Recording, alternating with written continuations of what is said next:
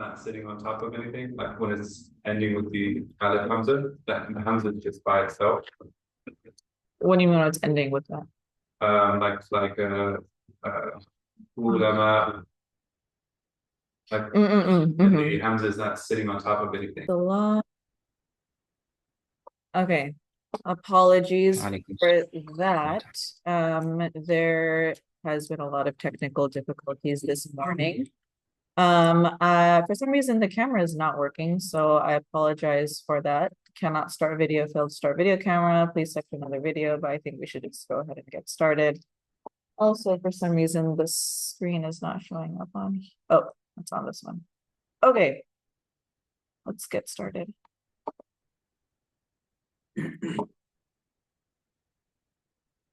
Bismillah walhamdulillah wassalatu wassalamu ala rasulillah.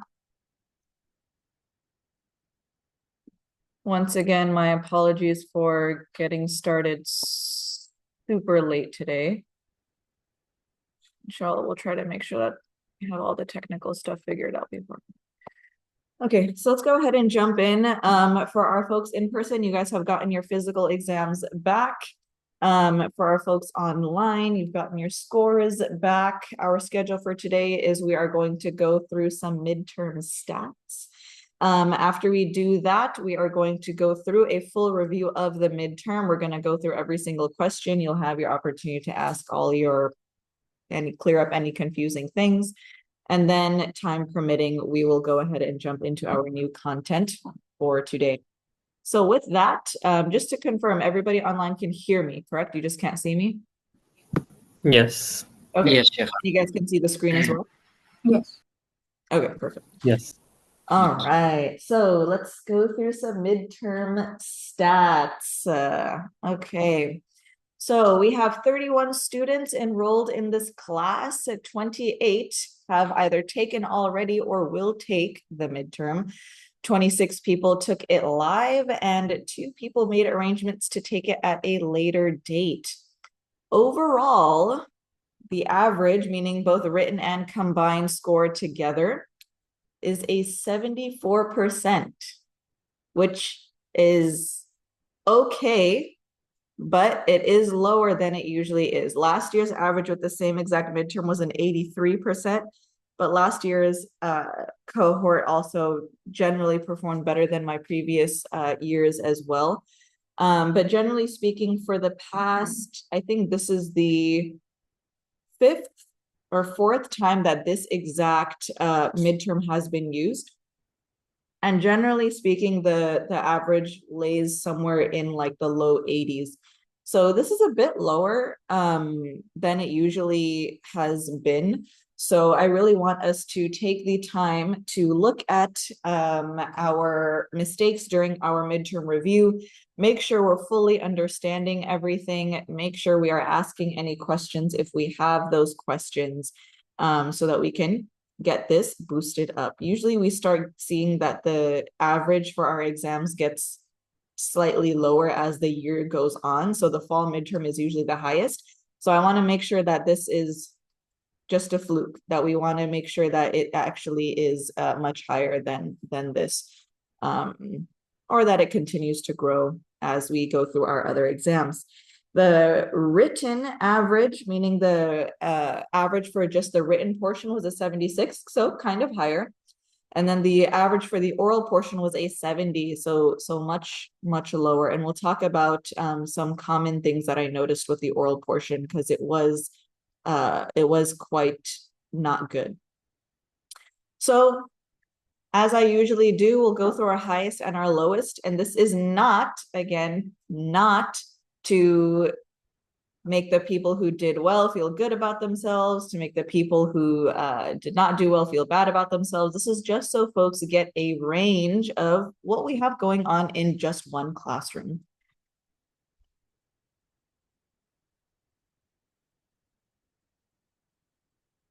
Our highest written score was a 105 out of 103. So that means all of the questions that were graded were correct. And also the 2 extra credit points were correct as well. So that's a completely perfect paper. Highest oral score was a 37.7 out of 38, so almost a perfect score. The fraction here, or the decimal here, means that it was a proficiency or a fluency issue, not a substantive issue. So this person likely got all of the actual conjugations correct, but the fluency might have been a bit off. And then the highest overall score was slightly above 100%. 142.4 out of 141. So that's great. All right. So we have some folks that are really excelling in the material. Our lowest score, and again, this is not to make anyone feel bad, but just so we get an idea of the range of what we have going on in this class. Lowest written was a 6. Lowest oral was a 0, but oral that was not a 0, was a 1.5. And so the lowest overall was a 6. And so this is, again, for those of us who are feeling behind and we feel like this class is going too fast and we feel like we're rushing, it's so that those who are a bit more advanced don't get bored. And for those who are a bit more advanced and it feels like the class is going so slow and we're doing the same thing over and over again, and why are we still on the same topic? It's so that those who are a bit more behind can feel a bit more encouraged to get caught up. There were some greatest hits on the exam, and what I mean by this are questions that consistently a lot of people missed. The masdar for numbers 16 and 19. It's funny because I get the same answers every year. For some reason, for number 16, folks will put raj'an for the masdar, and they'll put dakhlan for the masdar for number 19. They both follow the same pattern, interestingly, ruju'an and dukhulan. Okay, so that's just an issue of memorization. I'm not too worried about that because that doesn't really show a misunderstanding of concepts. It's just a memorization issue.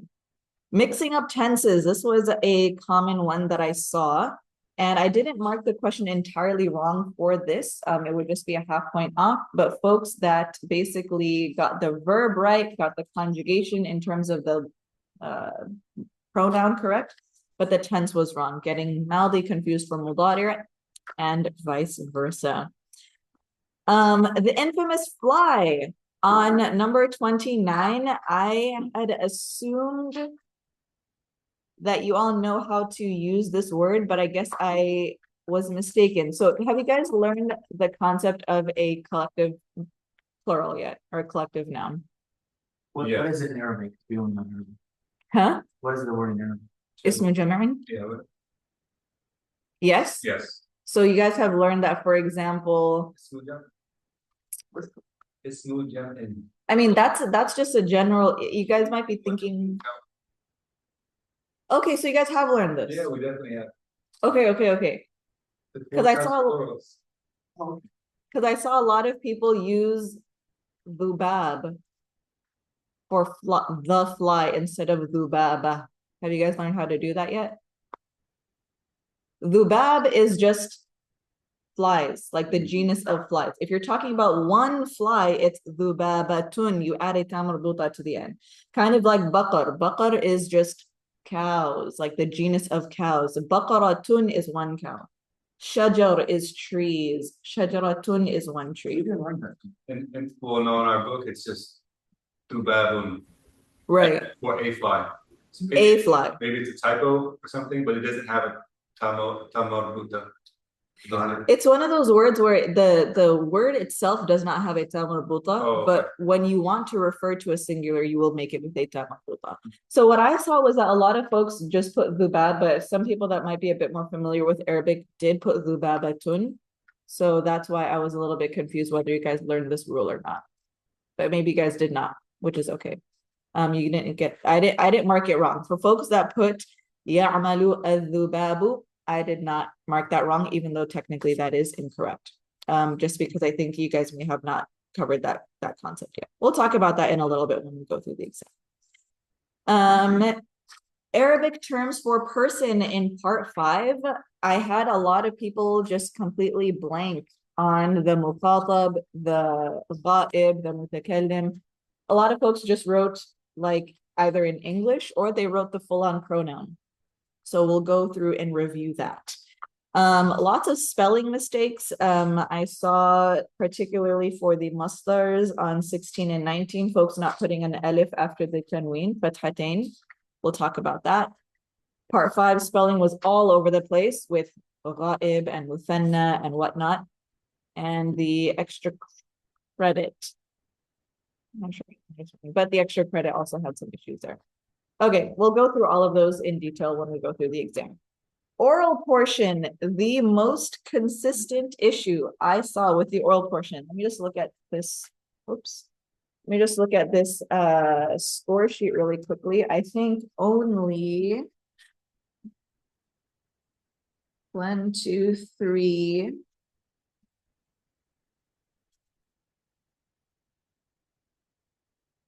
Pretty much only about 3 people did the oral portion completely correctly. And the biggest issue that I saw, sorry, the oral portion for the mudari' question. The oral portion for the mudari' question, only about 3 people did it completely correctly.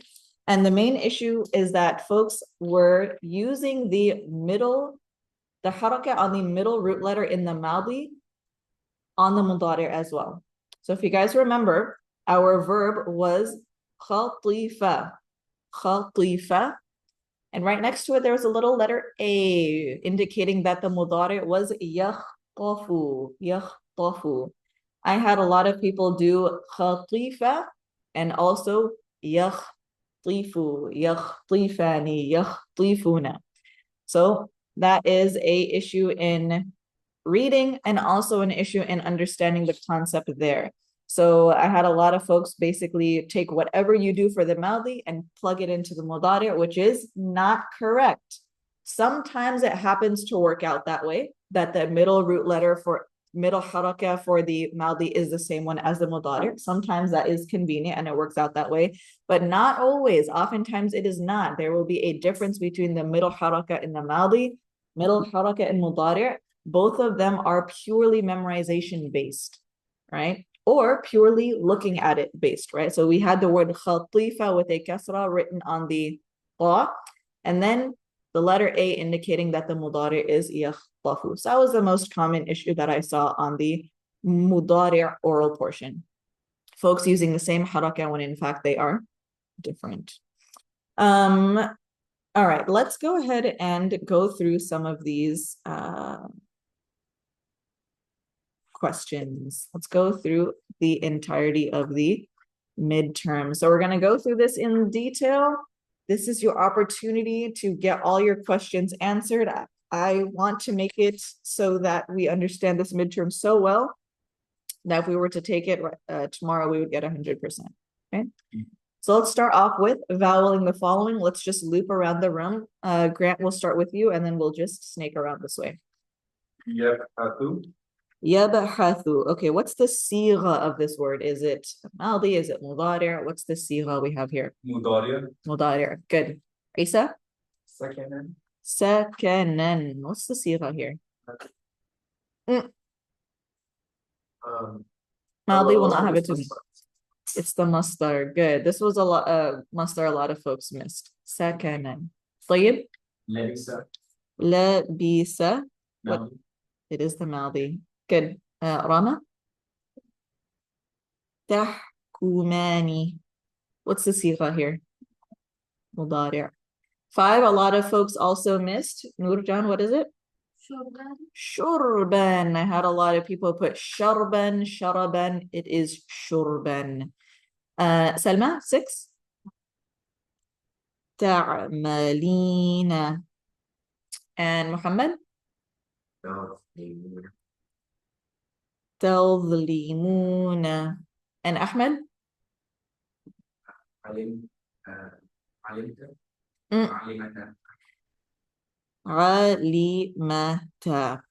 Alimata. So remember, folks, for the first 5 conjugations in the Maldi chart, the last root letter will be voweled.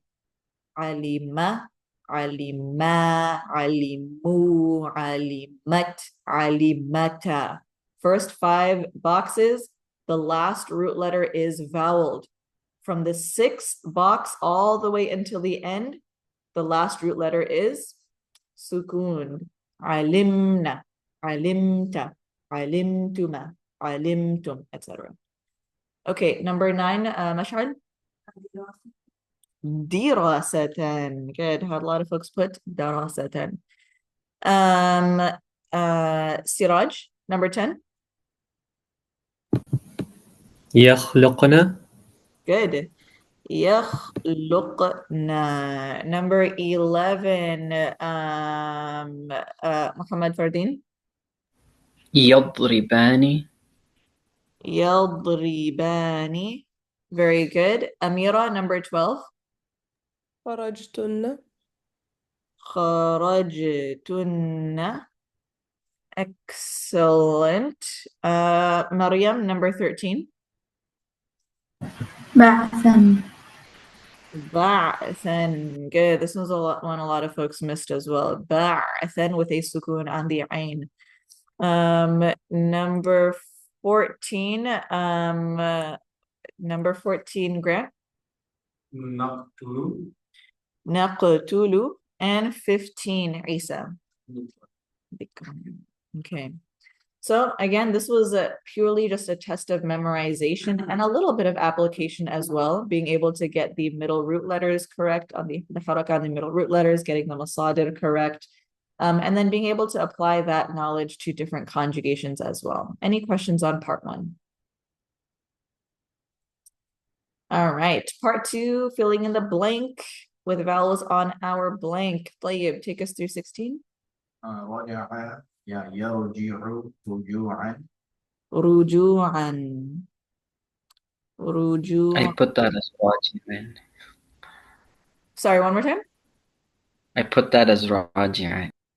Raji'an. Yeah, so that would be a different conjugation here. So here we've got ruju'an. And then just to clarify the rules on writing a fathatain, whenever you have 2 fathas, 2 tanween of fatha on any letter, you will put an alif after, except for ta marbuta. Except for ta marbuta. Ta marbuta will not take an alif afterwards, but every other letter will. Except for a few others. Ta marbuta, alif maqsura, alif mamduda, but don't worry about those too much. All right. Number 17, Rama.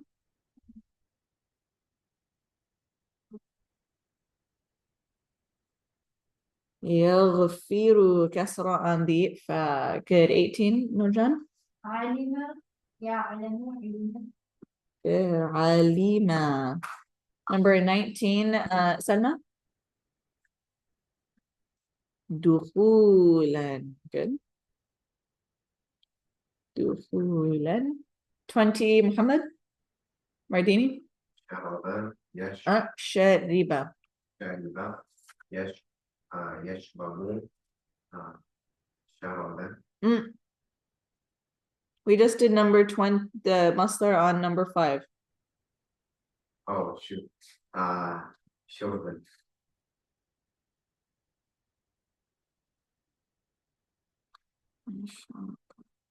Okay, 21, Ahmed DJ. غضبا. Dang, it's a good thing I didn't have you guys vowel the other ones. غضب يغضب غضبا. Okay, number 3, or part 3 rather, or sorry, any questions on part 2 before we move forward? Purely memorization, yeah. Is it okay, like when we're processing it, to go to the root letters, go to the Madi, and then go to Mudari, and then fill it out? Is it like, or do you like, are we supposed to just see it and just know it? You know what I mean? What do you mean by going to the root letters? So for example, like if I see a word like Yalni, Okay. I don't see anything. I have to go to Vodama, Yadlimu, and then I have to go to Tadli. You know what I'm saying? Yeah. Of course, I think that is how a lot of people do it. Yeah. So especially at this stage, you're gonna look at a word and you're going to need to eliminate all the extra stuff first, just to isolate. As you get more familiar, then you can just look at the entirety of the word. But at this stage, totally, I recommend that for a lot of students, is that when you're looking at a conjugation and there seems to be just too much extra information, cut all of that out, isolate it down to the core, and then figure out what those extra letters are doing to it. Okay. Part 3, translated from English to Arabic. 22, a female enemy is judging. Mash'al, take us through number 22. Try female enemy one more time.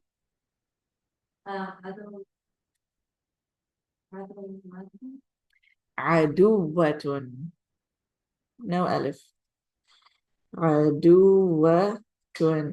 عدوة. Okay, so we've got the fact that we have a mudari' verb. It's coming first. It is feminine because we have an outside doer that is feminine. And our doer is marfu'. 23, I advised. Siraj.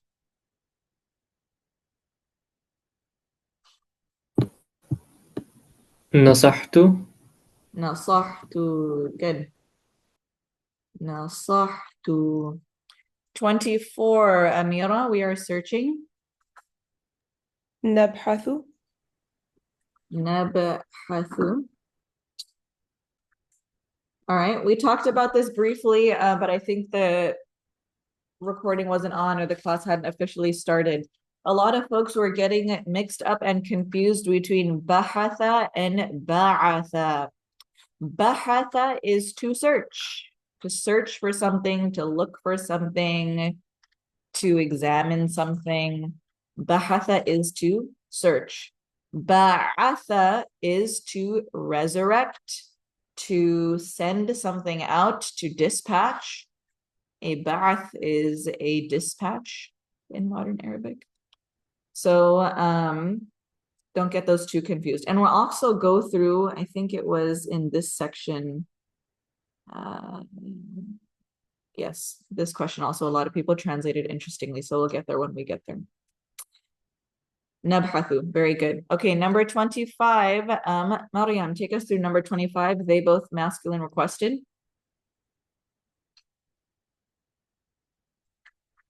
هما طلبا.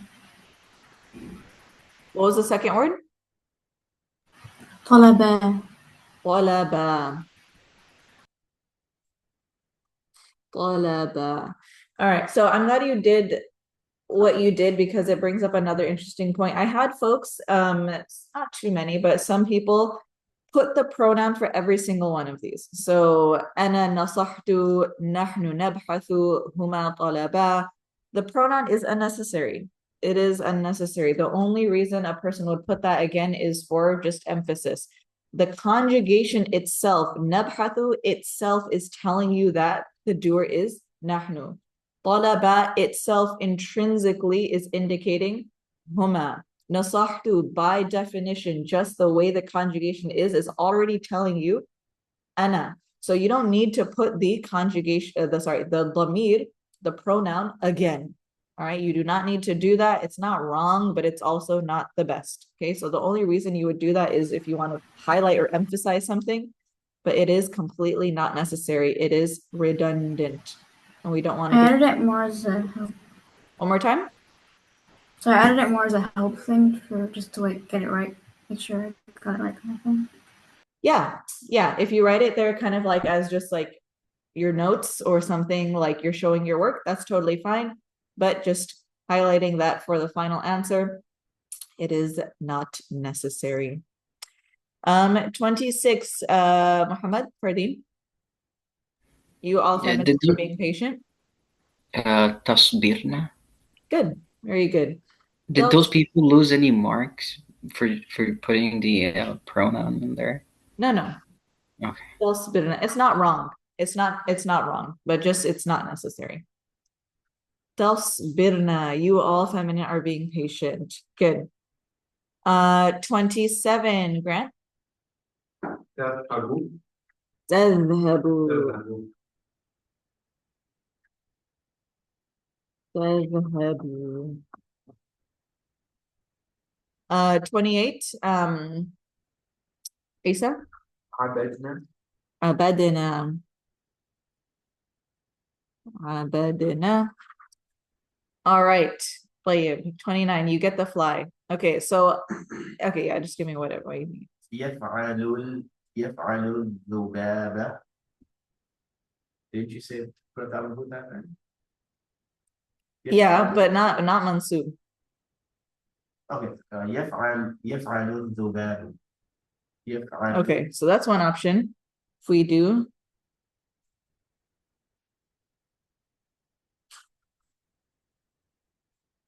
okay, so I'm gonna put this in parentheses. I'm gonna put يعمل الذباب as another option. Okay, so if you put either of these, I did not mark any points off or anything wrong. But the ideal answer Well, would that the ideal answer would be تعمل الذبابة. This is the ideal answer. Okay, so if you did not put that, make sure you write that down. Everything else is, I didn't mark it wrong, but this is what would actually be correct. الذبابة. Yes. Out of the other two choices, which one is which verb is the ideal? It would be the يعمل. يعمل. Yes. يعمل would be the ideal verb here. Why? Huh? Because the عمل يعمل is more of an indication of effort exerted to work on something, as opposed to يفعل is just do. Doesn't really imply effort. So what made it تعمل instead of يعمل? The ta marbuta makes it feminine. Oh, So we have to look at the gender of the outside doer to determine whether we pick huwa or hiya. If we had put it like الذبابة تعمل, it would be completely wrong. Yeah, that's not wrong. If you put الذبابة تعمل, that's not technically wrong. You're just choosing to do a jumla ismiya instead of a jumla fi'liya. So it's not wrong. It's fine. As long as you get everything correct. I didn't mark jumla ismiya as incorrect. But again, just generally speaking, when you have a verb in a sentence, you want to put it in the jumla fi'liya form. Fi'l, then fa'il, then any extra information, maf'uls, etc. Got it. Thank you. Number 30, Rana. درست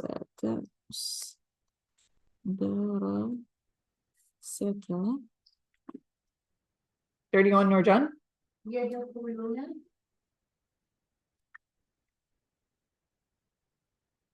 يدخلون 32, Salma.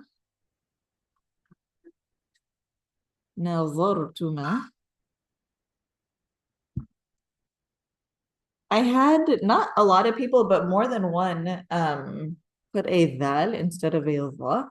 So just make sure you check the spelling on that. This is nadhara with a heavy dha, not a dhal. Nadhartuma. 33, Muhammad. تخرجون.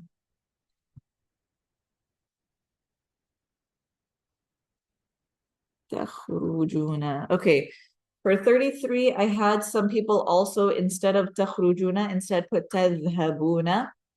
I can see how those words might be kind of similar in meaning, to go somewhere versus to exit.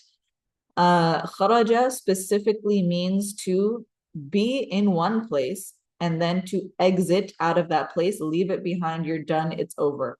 Whereas ذهب is simply to go. It could mean to enter someplace, it could mean to exit from someplace, from going from one place to another. ذهب is just a lot more general, to go, whereas exit has a very specific meaning. You're leaving something, you're going out of something. So تخرجون would be the ideal verb here. 34, Mash'al. Good. Oops. راجعتما. 35, Siraj. You feminine are earning. What was the verb for earning again? Anybody? Kasaba yaksibu. Kasaba yaksibu.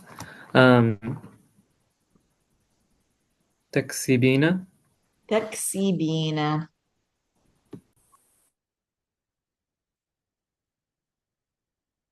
Sorry, there's too many loop-de-loops. تكسبين. تكسبين. I had quite a significant people put a fatha here. That is incorrect. I'm sure it has a kasra. And number 36, Amira. غفرت. Good. غفرت. Okay. Any questions on this section? Everybody clear, understanding why we're doing why we did the way we did it? Okay. Part 4 was the voweling and translating. Muhammad Fardeen, take us through 37.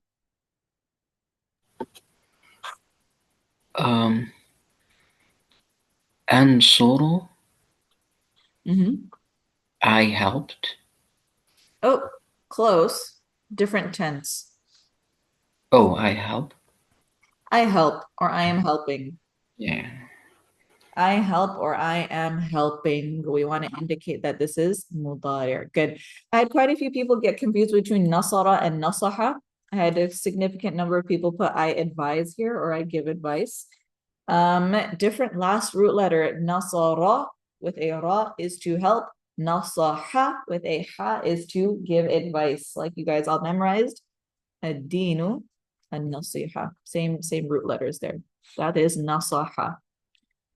38, Maryam. جعلوا. They males made. Good. They need. Good. 39, Grant. تعريفان. Good. 2 of them are recognizing female. You 2 are recognizing male and female. Good. They both feminine and oops. You both masculine and feminine. Recognize. Good. Isa. خلقت, she created. Good. She created. Excellent. طيب 41. Yes, Jidna. Eh, Yes,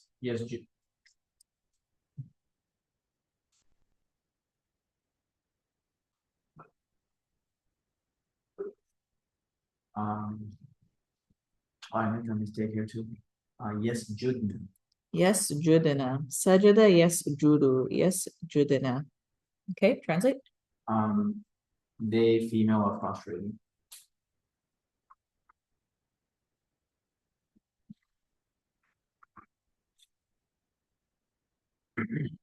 Good. They female are prostrating. Okay, 42 we'll talk about in a second. Rana?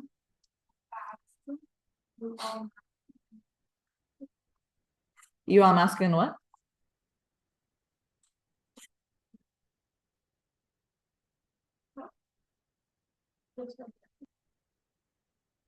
This is the issue. I saw a lot of people put you all were resurrected. Okay. That is something that will become very obviously incorrect once we talk about passive verbs, which will be in some weeks, in a few weeks, okay? The issue with you all were resurrected. If you look at that, if you think about that, you all were resurrected. Is entum the recipient of the action or the doer of the action in you all were resurrected? The recipient. The recipient, all right? You all were resurrected means that entum is the recipient of the action, resurrection. But ba'athtum, this conjugation, who is the doer of this conjugation? Entum, right? So we have to ensure that the way we translate it is that entum is the doer of the action, not the recipient of the action. Okay, so I had a lot of people put were here. Had a lot of people put you all were resurrected. That is incorrect. That would be bu'ithtum. All right. And we're going to talk about passive when we get there. But bu'ithtum in that specific pattern means that antum is the recipient. Here, ba'athtum is doer. Okay. So we want to ensure that we are translating it appropriately. Yeah. Is that word ba'atha used more for resurrection or search? Or is it It's not search. Yeah. Send. sent? Yeah, so it could mean you all resurrected or you all sent out. It's not a quantity thing, it's more just of context. So here you all resurrected might not be contextually what makes most sense. So I had people put sent out because that makes more sense. But here, so yeah, here the context would be more like you all sent out, but you all resurrected is technically accurate, just for pure translation purposes. Are they used both ways in the Quran or just resurrection? No, they're used both ways. Mhm.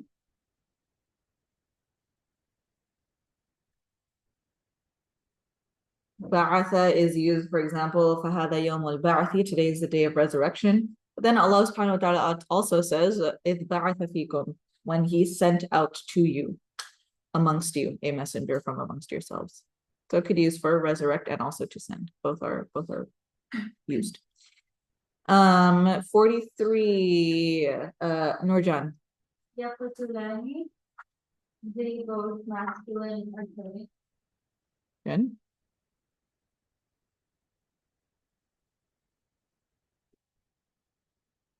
Salma, 44.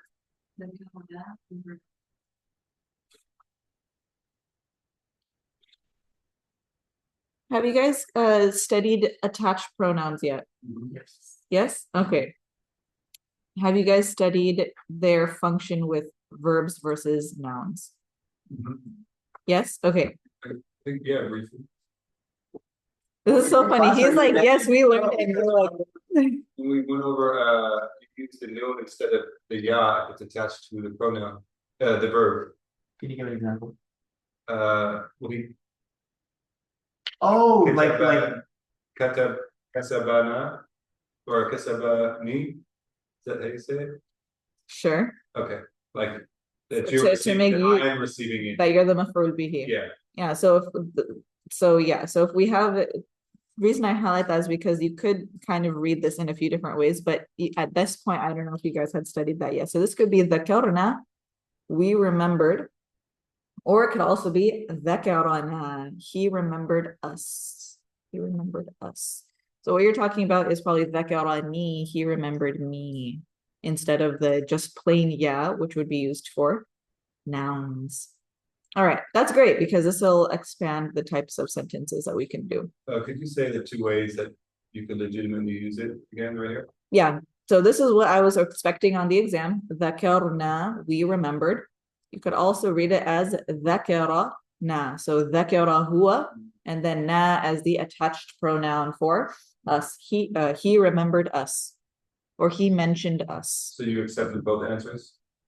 I don't think anybody did Oh. dhakarana. Everybody did dhakarana. I'm not sure if you guys had learned that at that point. Wait, Sheikh Aisha, Yes. I could be wrong, but I don't think we've covered it like officially in detail. I think we might have done a few examples in passing in class, but I Okay. don't think we've taken a lesson on it. I could be wrong.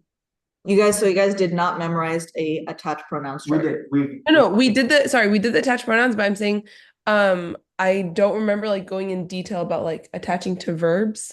Like we definitely did it with but I don't know. Cover verbs, yes. But so is it different if you attach it to verbs versus nouns? Because we've attached them to nouns daily, just not verbs. So- Yeah. There's Yeah. a grammatical difference, yeah. Okay, so yeah, we haven't attached them to verbs, but to nouns, yes. Okay. Yeah, so we'll get there when we get there, but just as a preview, since we're already sort of talking about it, when you attach it to a noun, what is the i'rab? What's the state of the attached pronoun? To a noun. Mansubun? No, what's There's only one option left. It's not mansub, it's not marfu', it's Majrur. We attached to Majrur. it now. a noun. Oh, it's majrur. Majrur, right. No, I mean, I'm sorry. He is saying stuff. Yes, whenever you see a attached pronoun to a ism, to a noun, it will always be majroor in state because it is the mudaf ilay. Good. Whenever you see an attached pronoun to a verb, the state is always I mansub. was mentally prepared for you to ask that, so when you said now, I answered the verb.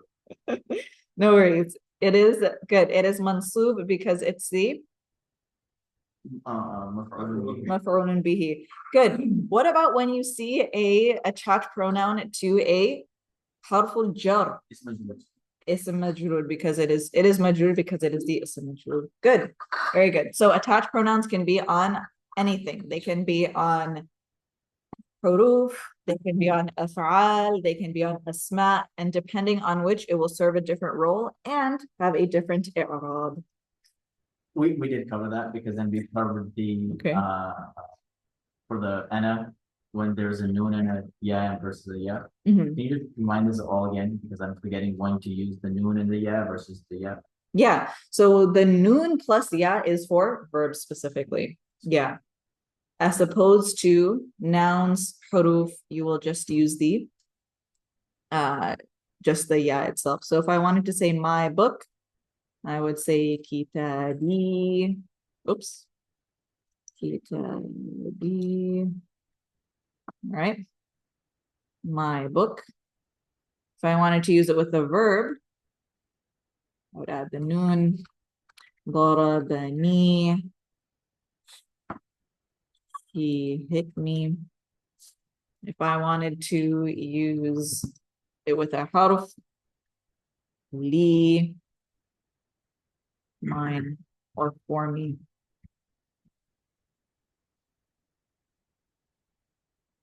All right. Number 45. Who are we on? Who did the now? Okay. Muhammad, number 45. Yeah, and he is giving provision. Okay. He is giving provisions, sustaining, providing. Okay. Number 46. Ahmed DJ. Hadarti. Good. 47, Mash'ad. They all male or very.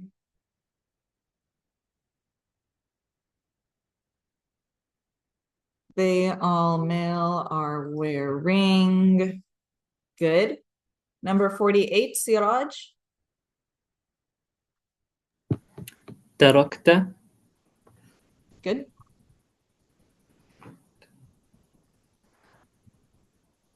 it's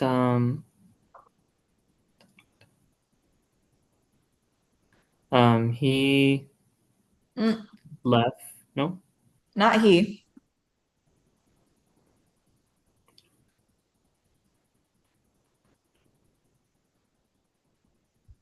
Oh, you masculine left. Good. You masculine left something. I had some people, not too many, but some people still kind of getting confused between taraka and kharaja. I had some people put you exit on this one, or you exited. So remember that taraka means to leave an object behind, to abandon an object, leave something.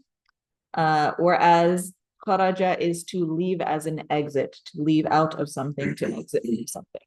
So don't get those two confused. Number 49, Amira. تغضبين. You female are getting angry. You female are getting angry. And Mariam 40 or sorry 50. نصحتن.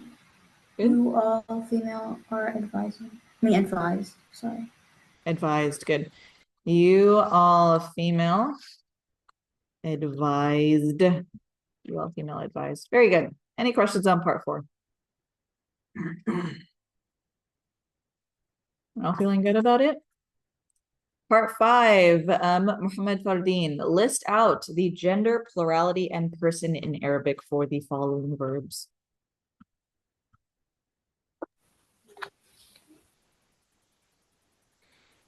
Uh, 51. Mhm. تظلمين. That's feminine plural. Good, in Arabic. Um,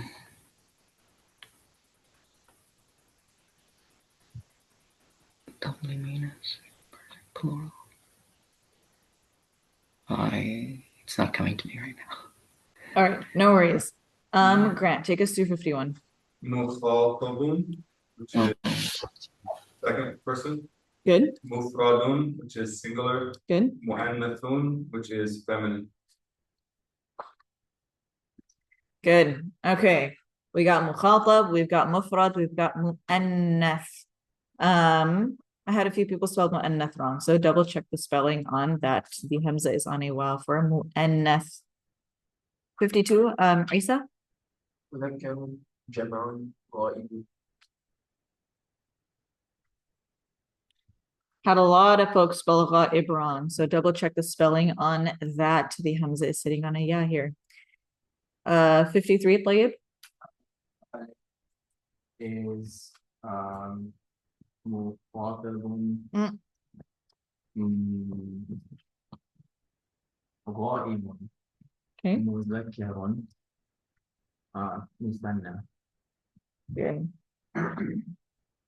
I had the most people spelled muthanna wrong. Muthanna. It has a alif maqsura at the end. Muthanna. I had some people put alif mamduda. I had some people put nothing, just the noon. It is with a alif maqsura at the end. Muthanna. 54, Rama. Good.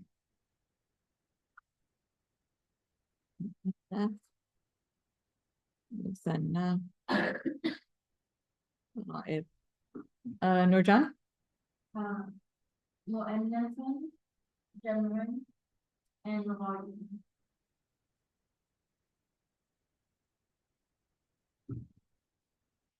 Good. Salma.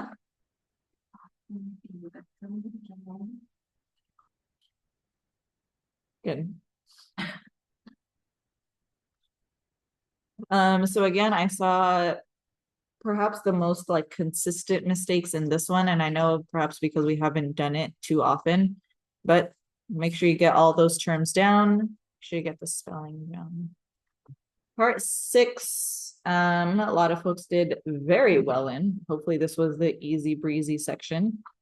Just indicating what the pronoun is. Ahmed DJ 57.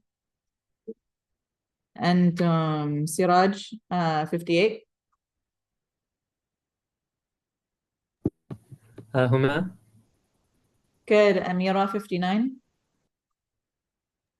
هن. What? Oh no, sorry. أنتن. And Tunna. 60, Mariam. هما or أنتما. Good. Could be the feminine huma and also antuna, both the masculine and feminine. 61, Muhammad Fardeen. نحن. 62, Grant. Empty. 63, Isa. Tayyib. Yes. Rama. Good. Very good. Okay, part 7, Nurjan, all second persons. أنت أنتما أنتم أنتي أنتما أنتم.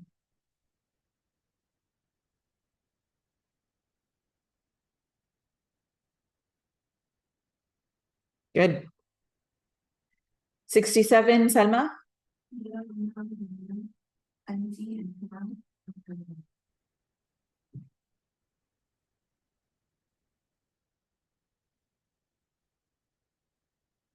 Oops.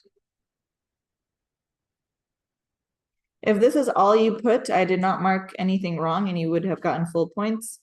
If you also included ana and nahnu, that's also more complete. More complete. More complete. And 68, Muhammad. Antonia, Antonia.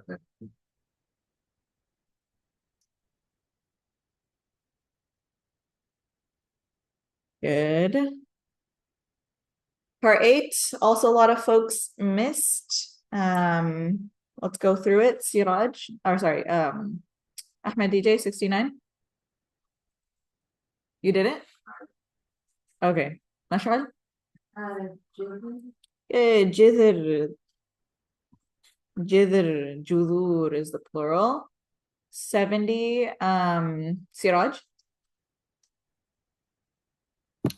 Mushtaqun. Mushtaqun. This was another greatest hit. A lot of people put munsarifun. Did you guys learn that concept recently? So it's just fresh in your head? Okay, so munsarif is a completely separate concept from mushtaq. You can have a munsarif word that is mushtaq, and you can also have a mushtaqun word that is not munsarif. So they are separate concepts. Munsarif has to do with how the i'rab is expressed. Mushtaqun is how the word can be manipulated to mean other things.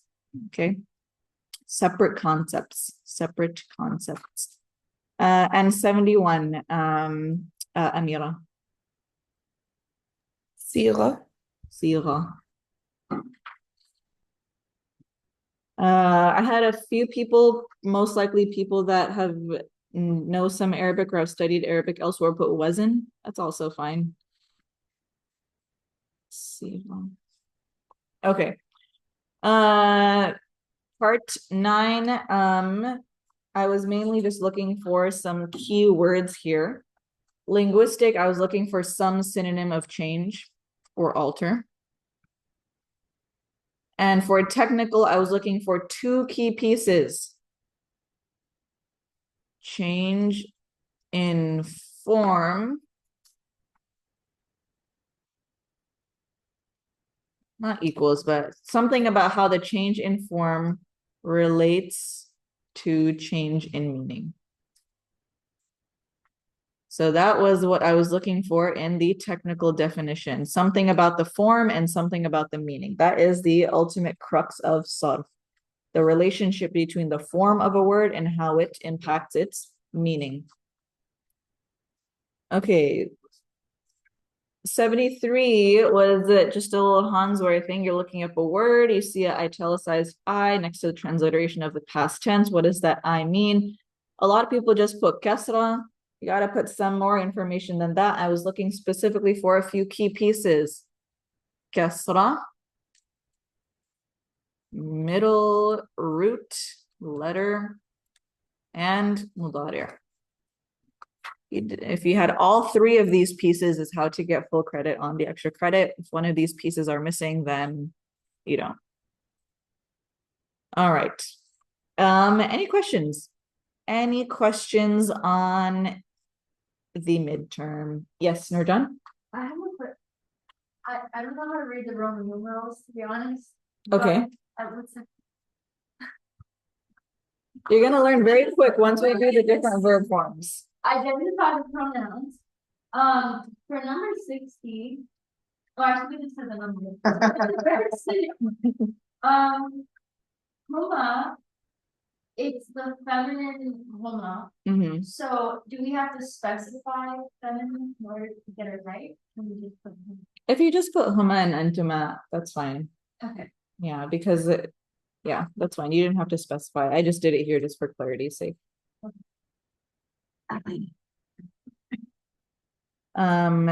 Yes, on Roman numerals, a lot of folks will know their Roman numerals very well after leaving this class because this is how all of the verb forms are labeled. So verb form 2, we will virtually never write it like this. It will always be like this. Verb form 8, we will never write it like this. It will always be written like this. So folks will get very accustomed to it once we get through the different verb forms. Okay. Anything else? And the only reason we do that, by the way, is not just to be annoying, it's because that's how it's annotated in the dictionary. The main purpose of how we do a lot of the little interesting things that we do here is so that you guys are able to navigate through a dictionary. Okay, any other questions on any of the midterm? We all feel good that if we were to take this tomorrow, we'd get 100%? Yeah? Okay.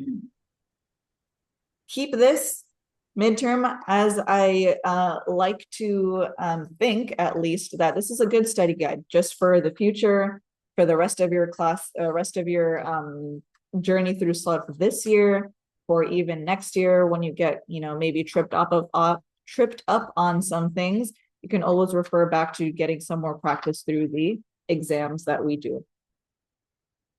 Okay. With that, let's go ahead and get back into this. Before we do that, let's do a little bit of drilling practice on our 14 conjugations. Yeah. Can we go over the oral? Oh, sure. Yes, let's go through the oral. Okay. Just gonna write it down here. The oral was indicated or listed, written. Oops.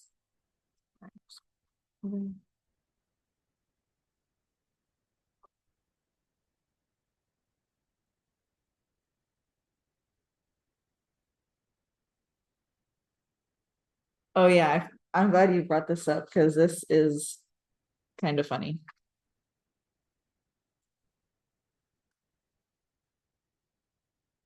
Did you choose like a heavy, hard to pronounce word on purpose? No, is this hard to pronounce? Because there's like fall, you gotta like put the fall on it, like it's not like you can't say coffee fat, that's technically wrong. So it was like trying to balance the proper degree of that. Oh, Why? It was hard to pronounce.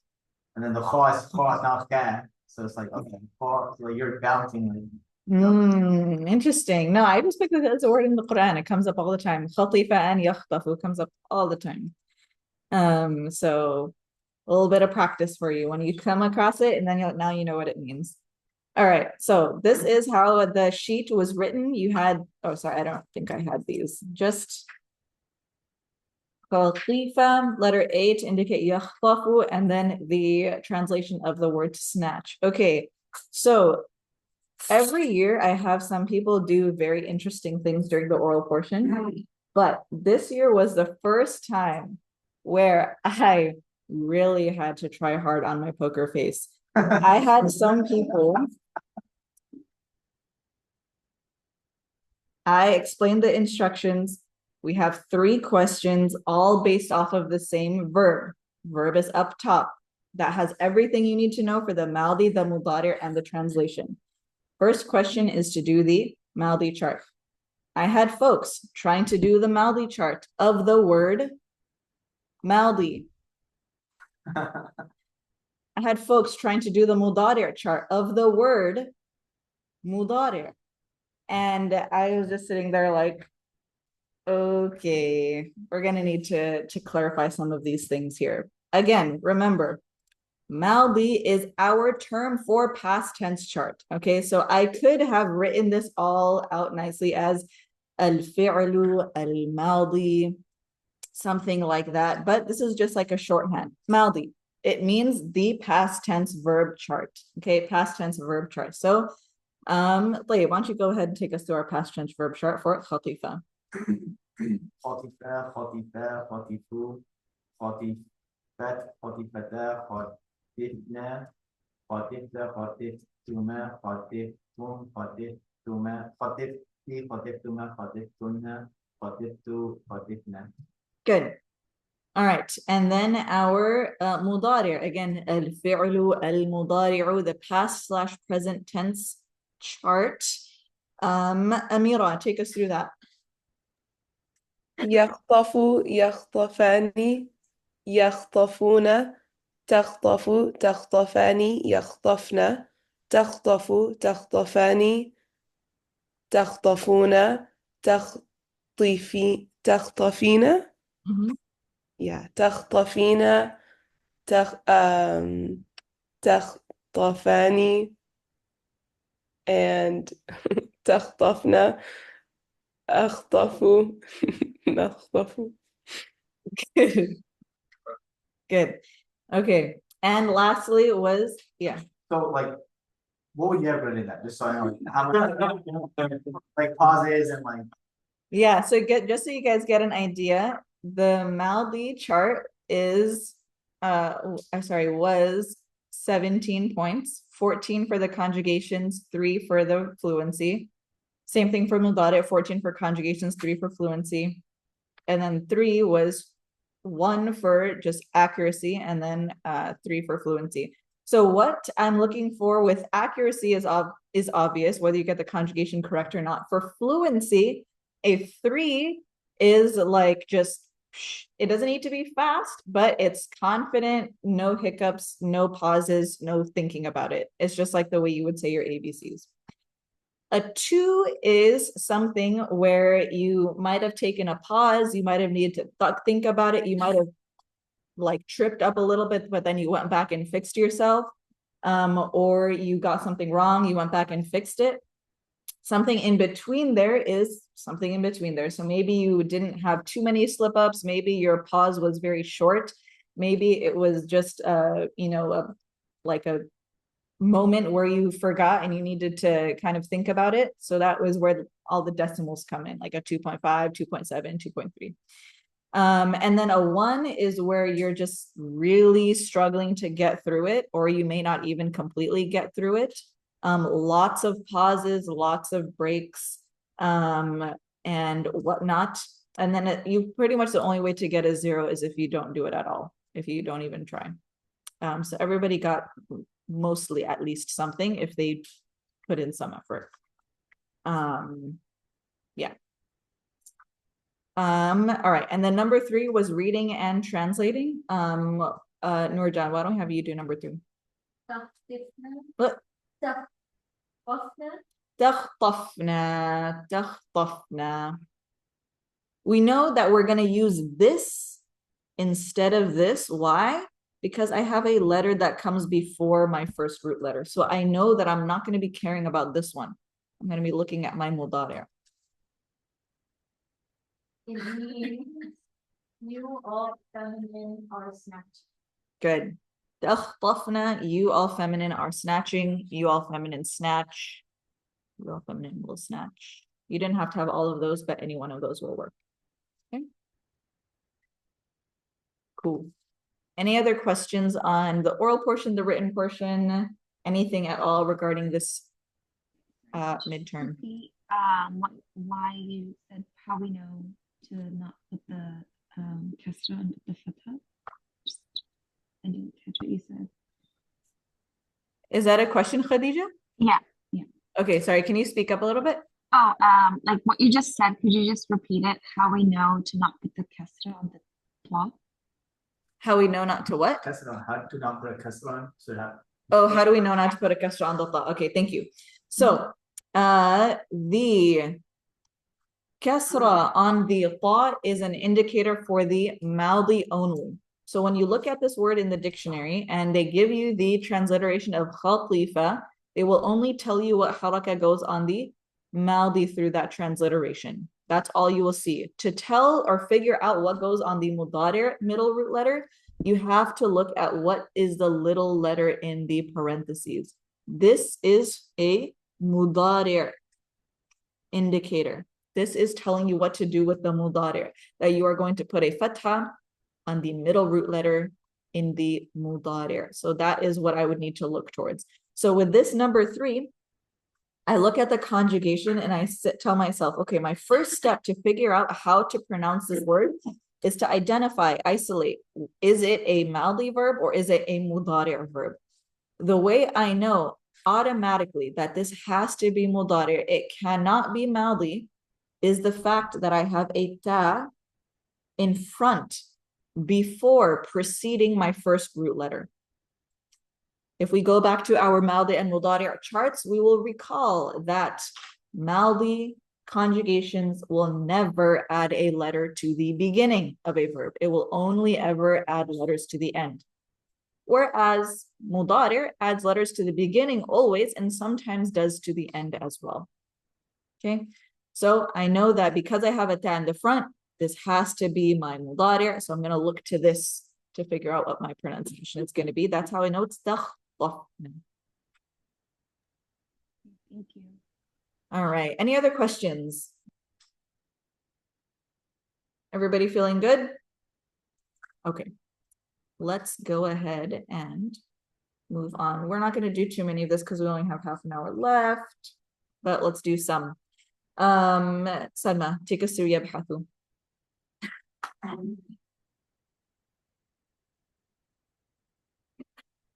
We can come back to you. Ashran, take us through Yabhathu.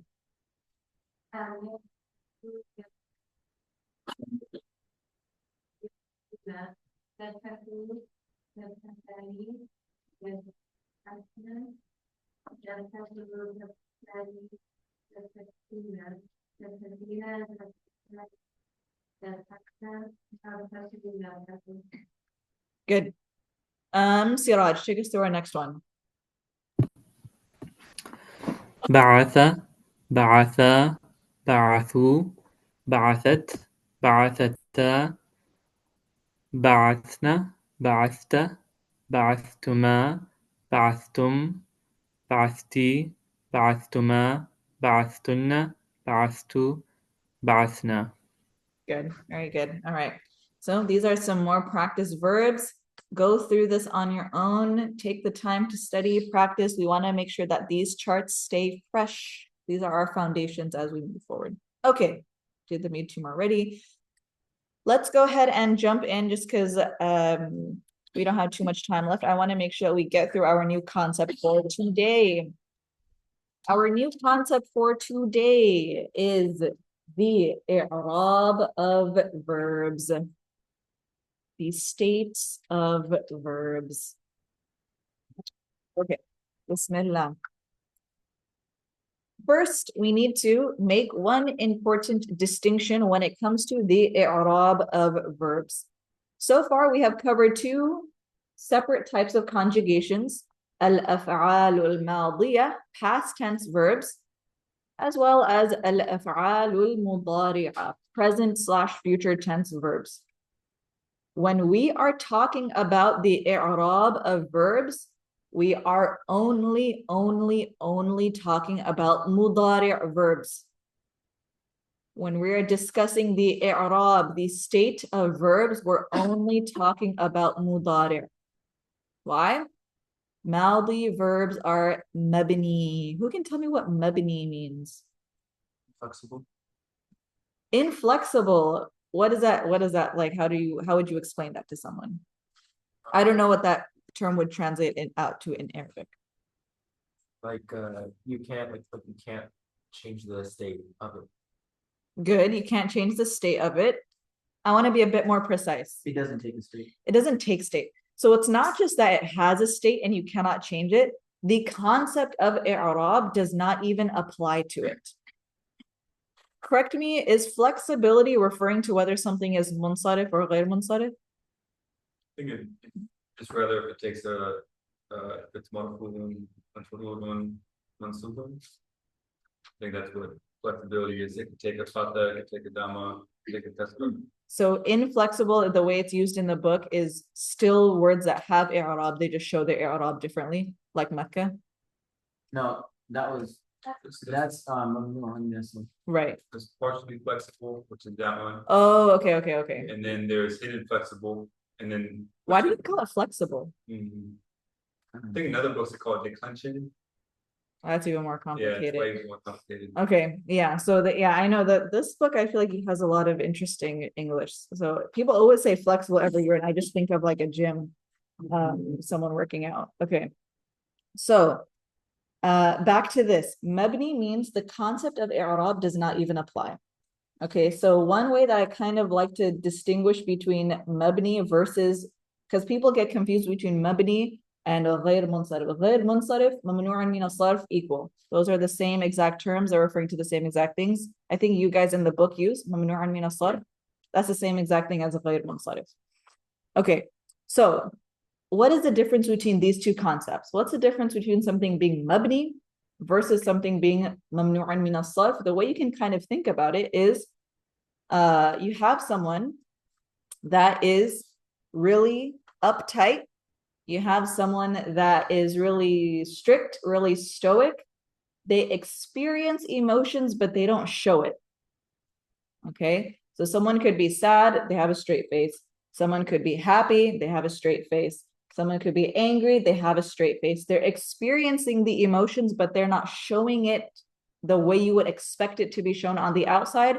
That would be like a mamnu'an min as-sarf.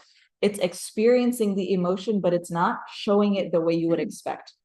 As opposed to mabni would be like a robot. It doesn't experience emotions aslan. Okay, it does not experience those sadness, happiness, anger, frustration. It does not experience that aslan. It does not have that emotion. So that is like our mabni. The concept of i'rab does not even apply to it. Okay. The opposite of mabni is mu'rab. Mu'rabun is a word that does experience i'rab. It can show it in one way, it can show it in a different way, whatever it might be, but it does experience i'rab. Okay. So mabni verbs, maldi verbs are mabni. We don't talk about them when we're discussing this concept. So we're going to put them to the side for a moment. Our i'rab here is a discussion under mudari'. Nouns can experience three types of states. What are those states? Good. Raf'un, nasbun, jarrun. A noun can experience those three states. Verbs, a mudari' verb can also experience three states, but one of them is slightly different. A mudari' verb can be marfu'un, a mudari' verb can be mansubun, and a mudari' verb can be majzumun. Okay, so this is a verb specific state. Majroor, jar is a ism specific state. Majzoom, jazm is a fi'l specific state. Okay. All the conjugations for mudari' verbs that we have covered so far have been marfu', meaning yakhtafu, yakhtafani, yakhtafuna, yaktubu, yaktubani, yaktubuna. All the mudari' charts that we've done on paper, that you guys had to do as recordings, that we've done in class, that we did on the midterm, all of those are all marfu'an. That is the default. That is what we do when there's no reason to change it. Yes. It's jazmun. Jazmun, yes. Jazmun is the state, and when a verb is experiencing that, it is majzumun. Majzumun. We'll talk about each of these separately. So we've already covered rafa' essentially, because that's what we have been doing since we started mudari'. What do we do with nasb? How do we make a mudari' verb mansub? Just like nouns have noun-specific particles, huruf, that will precede them and make the noun mansub, so too do mudari' verbs have verb-specific particles that precede them and make the verb mansub. So the following is a non-exhaustive list, meaning there are plenty more, but these are the ones we're going to cover in this class. The following is a non-exhaustive list of particles, huruf, that will make a mudari' verb mansub. And we'll talk about each of these. We'll talk about what they mean, how to use it in a sentence in a little bit. But let's go through what they are first. An. Fatha on the hamza, sukoon on the noon. An. The second one is lan. Fatha on the lam, sukoon on the noon. Lan. The next three are all one category. All right, meaning they are all interchangeable. They all mean the same thing. If you look at it, they're kind of all just different pieces of each other. You can have K, li, or like. Like is kind of like the most long one. You can chop off just the li and use that on its own, or you can chop off just the K and use that on its own. So we have K, li, and like.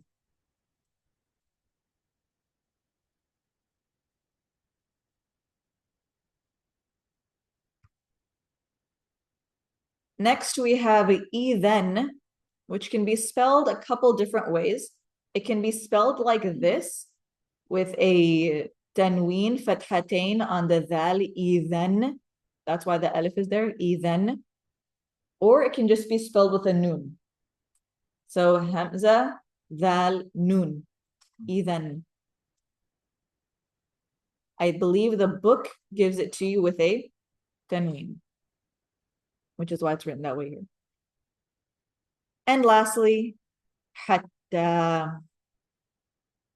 Hatta. Each of these have a different meaning. Each of these can be used differently in a sentence, and we'll cover all of that. But these are the particles that we will be focusing on. When you see any one of these preceding a mudari' verb, it will make that mudari' verb mansoob. Okay. What does it mean for a mudari' verb to be mansoob? How do we do that? How do we make it look different so that when we see it, we know, oh, that mudari' verb is mansoob? There's a couple different ways.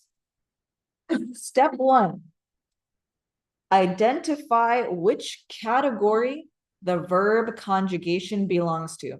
Okay. We have how many conjugations on our mudari' chart?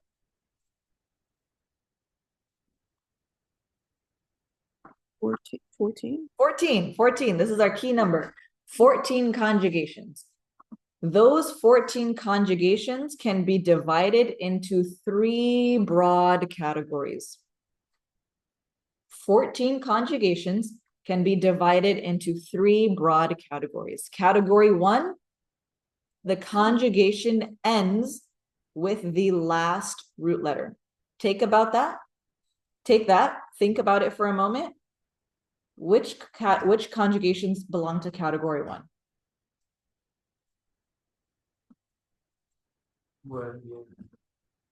Huwa, hiya, ana. What else? There's 5 total. You say huwa and hiya?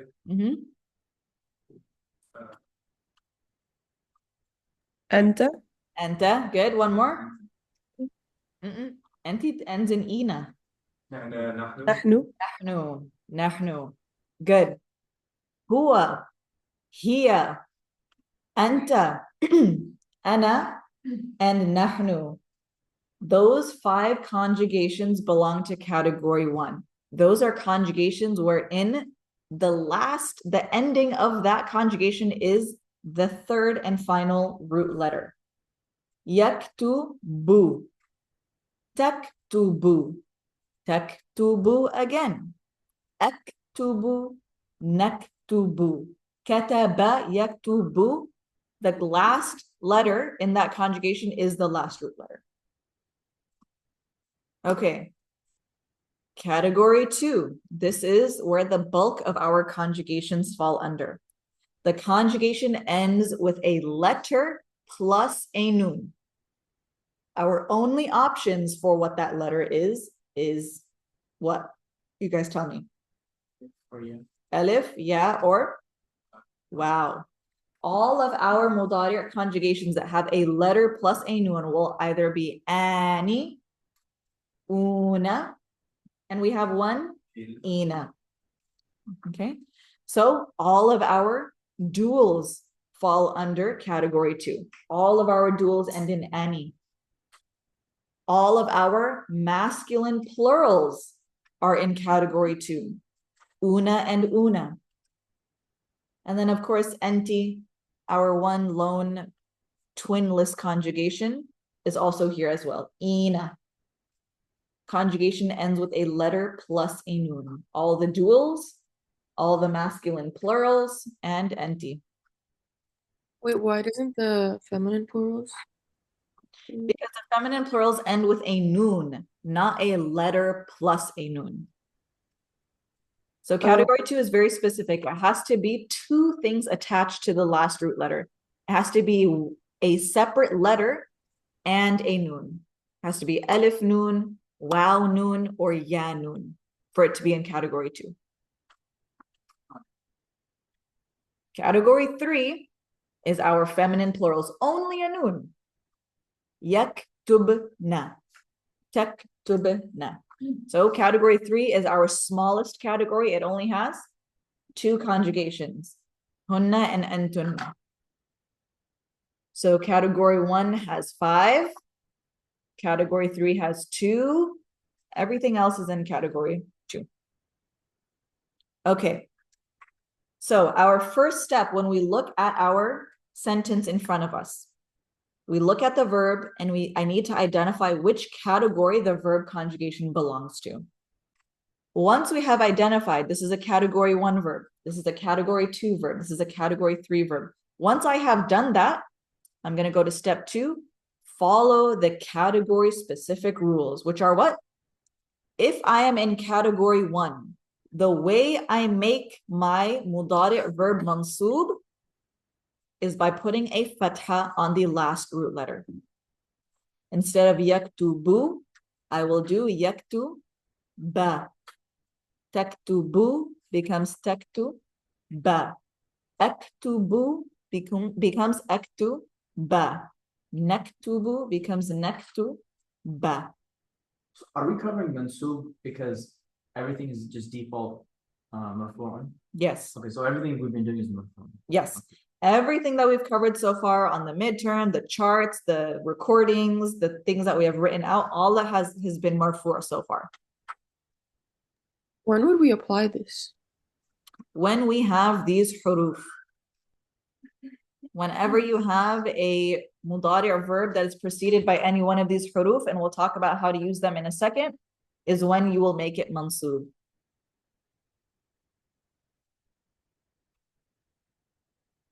So if I'm in category 1, I will put a fatha on the last root letter.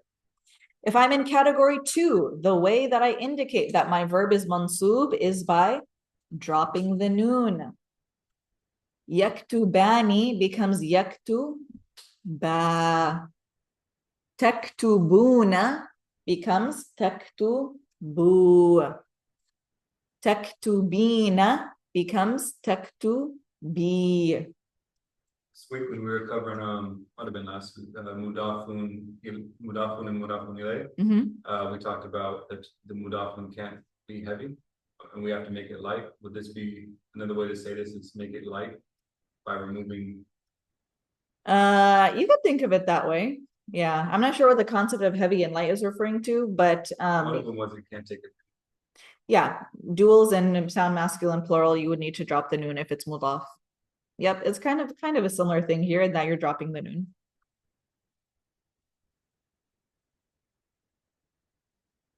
All right. If we're in category 2, we drop the noon. Category 3, we don't do anything. Okay. So if I have a harfu nasbin in front of a feminine plural, it will experience the i'rab, but it will not show it.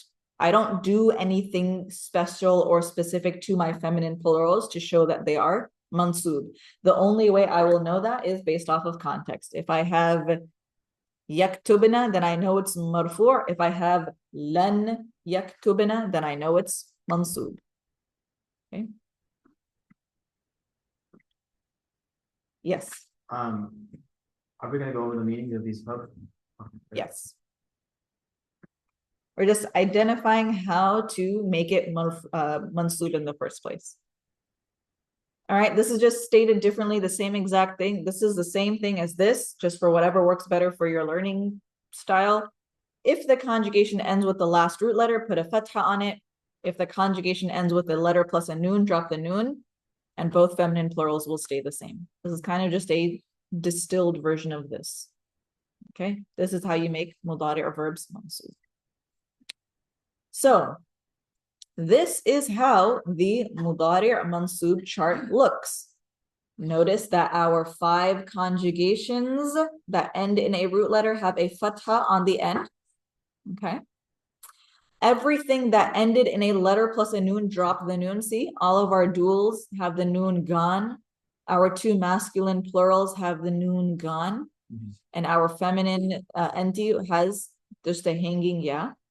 Note that for our 2 masculine plurals, we drop the noon and we add an alif. Just for spelling, we do not pronounce it, we do not say it, but it is simply one of those slightly annoying spelling rules that you just got to do just because that's the way it is. Okay. And then look, that our 2 feminine plurals look exactly like they did on our marfu' chart. Nothing looks different about them. Are we all clear on how to make a conjugation mansub, what it looks like when it is mansub? Okay, let's go through practically when will it become mansub using our huruf here. An easy way to kind of memorize all of the huruf for hurufu nasb is, it's kind of like a jig or a song or whatever, but an len kay idan, an len kay idan, and then you kind of just have to remember hatta because it doesn't really fit in with the song. An len kay idan, an len kay idan, an len kay idan. Our jazm huruf will also have a little jig like that. An len kay idan. Okay. All right, let's start at the top with N. Let's begin.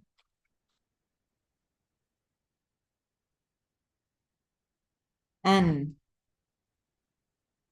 N is kind of the hardest one to translate in isolation, but essentially N means 2 or that. How do I use this in a sentence?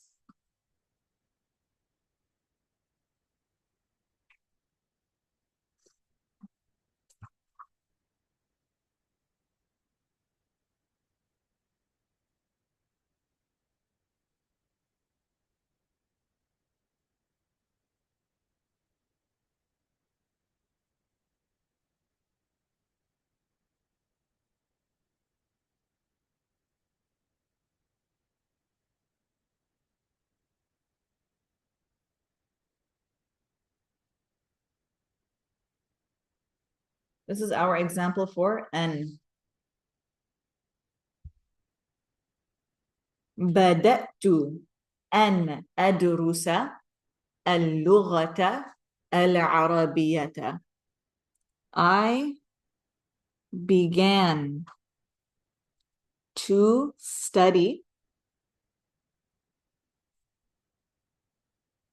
the Arabic language.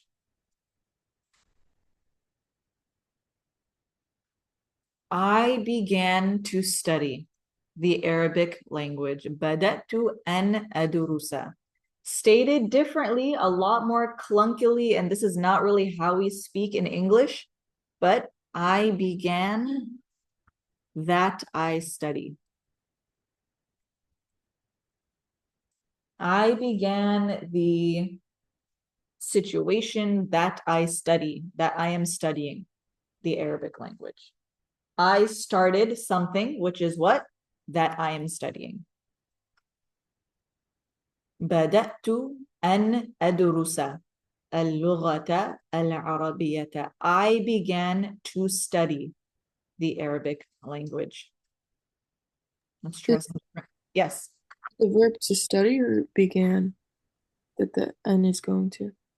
The N is applying to the adrusa. I began to study. Does this N have, it's a lot of, is it a specific, did they have its own name? Like before we learned how to put government? Yeah, so this entire category,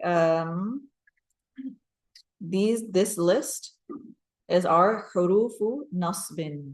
Hurufu nasbin. Hurufu nasbin singular. Hurufu nasbin. Particles of mansub.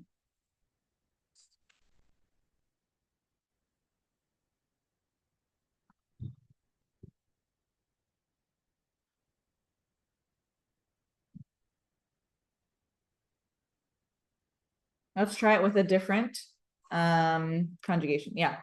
It's اللغة is the اللغة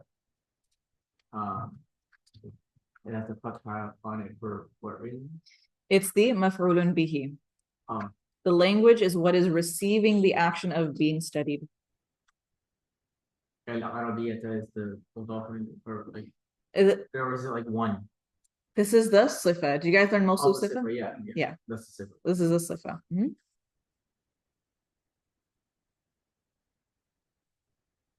All right, let's try it with a different conjugation that will demonstrate the nasab in a different way.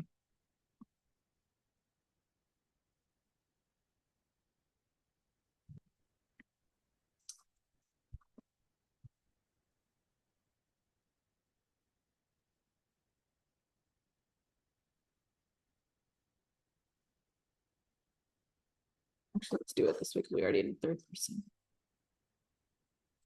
Or we didn't, but just thinking.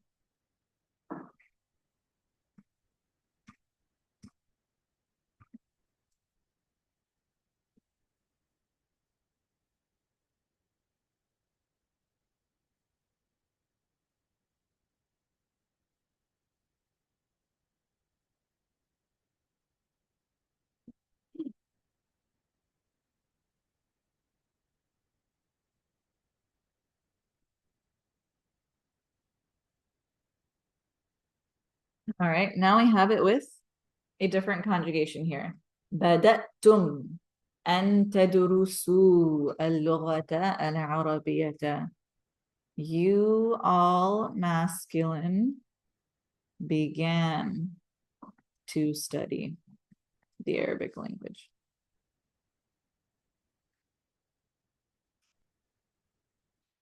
Notice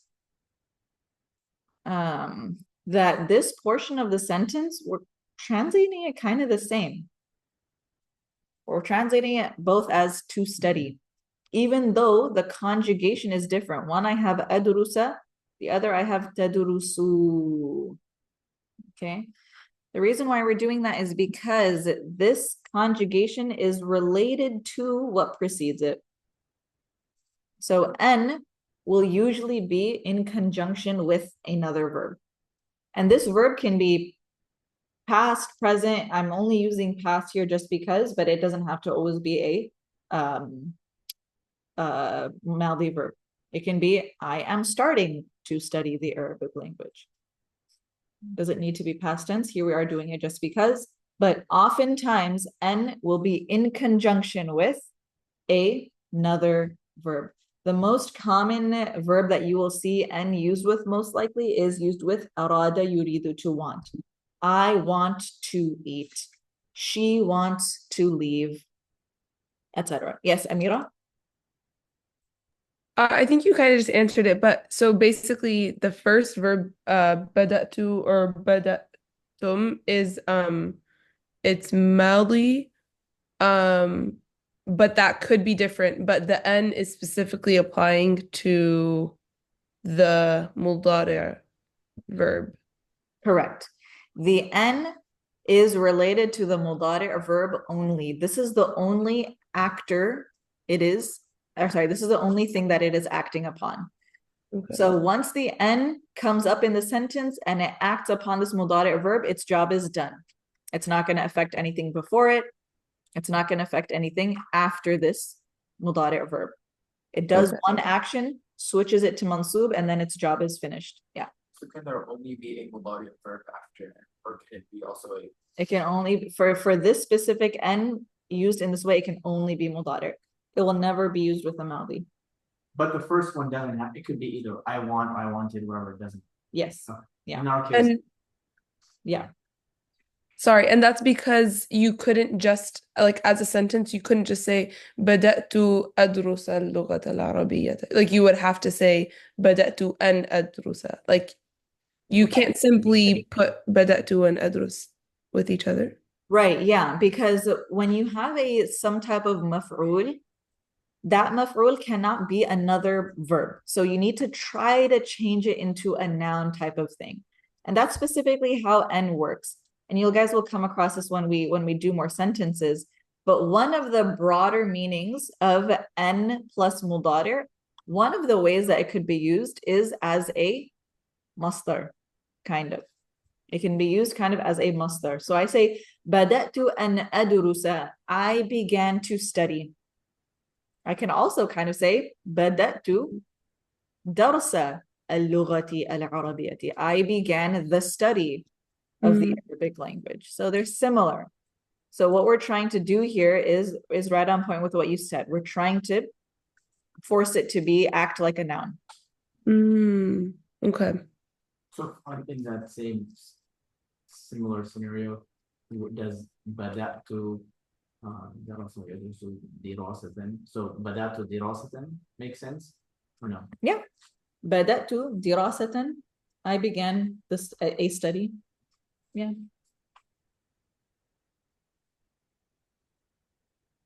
Good. All right, let's get through one more.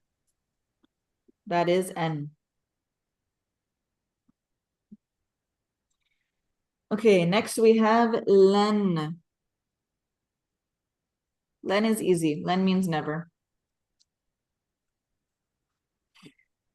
I believe the way it's notated in the book is as not, meaning just a simple negation. It can be used that way, but in the context of Quran and Sunnah, it is way, way, way, like the way I want you to memorize it and the way I want you to understand this is that it is not just plain negation, but negation for permanence. Never. Negation that indicates permanence. So, لن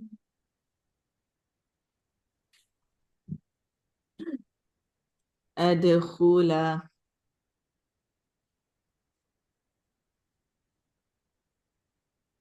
بيت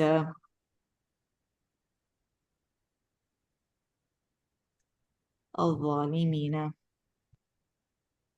Actually, let's just make this more simpler so you guys don't do too many rules at once.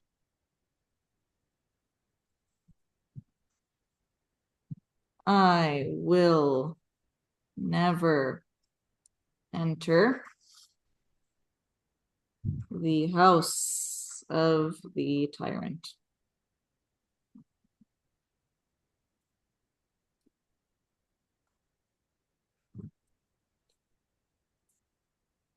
لن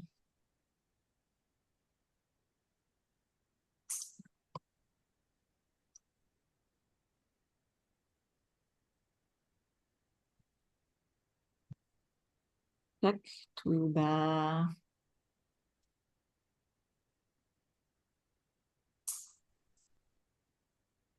كتاب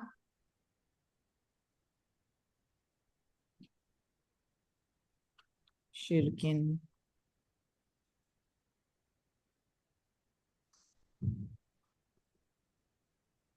They both, feminine, will never write a book of paganism. Yeah. So is this always translated as future tense? Good point. Yes. It will be translated as future. So data is the maf'ulun bihi, And yes. the thing being entered. And then al-zalimi is the mudaf ilayh. مضاف إليه. So bait is Baytul Zalim, this whole thing together is the maf'ulun bihi. The maf'ulun bihi can be broken down into the mudaf and the mudaf ilayh. Can you make it like I have never something? I have never. Yeah. Yeah, so if you wanted to make it past tense, we would not use this structure at all. We would use a different set of huruf because we need to use a past tense verb. The huruf that we're using are specific to present tense and they affect the i'rab. If I wanted to say I have never entered the house or I have never entered the house of the tyrant, then I would use a whole separate harf that doesn't impact the i'rab. It would be something along the lines of ma dakhaltu bayt al-zalimi qattu. Okay, so it's a separate sentence structure, all of that stuff, different huruf, but it doesn't affect the i'rab. Yeah. What's it called? So I know you dropped it in. What happened to the? Yeah. The lamb? Yeah. Which lamb? Oh, it's not. The lamb that you're thinking of is a root letter in taf'alani. Oh. So this is kataba yaktubu. Taktubani is our original marfu' conjugation.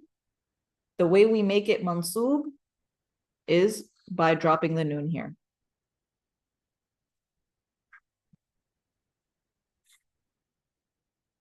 Any other questions on this one? Amira, is that a? Yeah. Sorry to go it's for the previous one for N. Mhm. So for this one for Len, you said that the maf'ulun bihi is the bayt al-zalim because that's the maf'ulun bihi. But then for the previous sentence, bada'tu an adrusa. So al-lughat al-arabiyyah is the maf'ulun bihi of adrus. Is that right? Yes. Okay. But you wouldn't say that like adrus is the maf'ulun bihi of bada'tu? You say an adrusa is the maf'ulun bihi of bada'a. And that's kind of because that's kind of how you're saying like it is making it like a masdar, like it's becoming like a noun almost. Yeah. It's like a quasi, it's acting as a noun, which is why you could arguably interchange it for the masdar itself. Oh, okay. That makes a lot of sense. So an adrusa would be the maf'ulun bihi of bada'tu. Okay, thank you.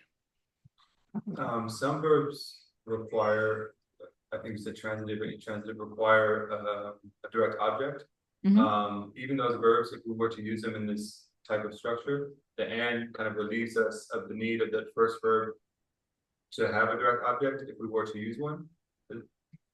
Like what would be? He wants, like he's gonna hit, like he hit. Like normally if I were to say he hit, you would say he hit who? He hit him. Okay. So if I wanted to say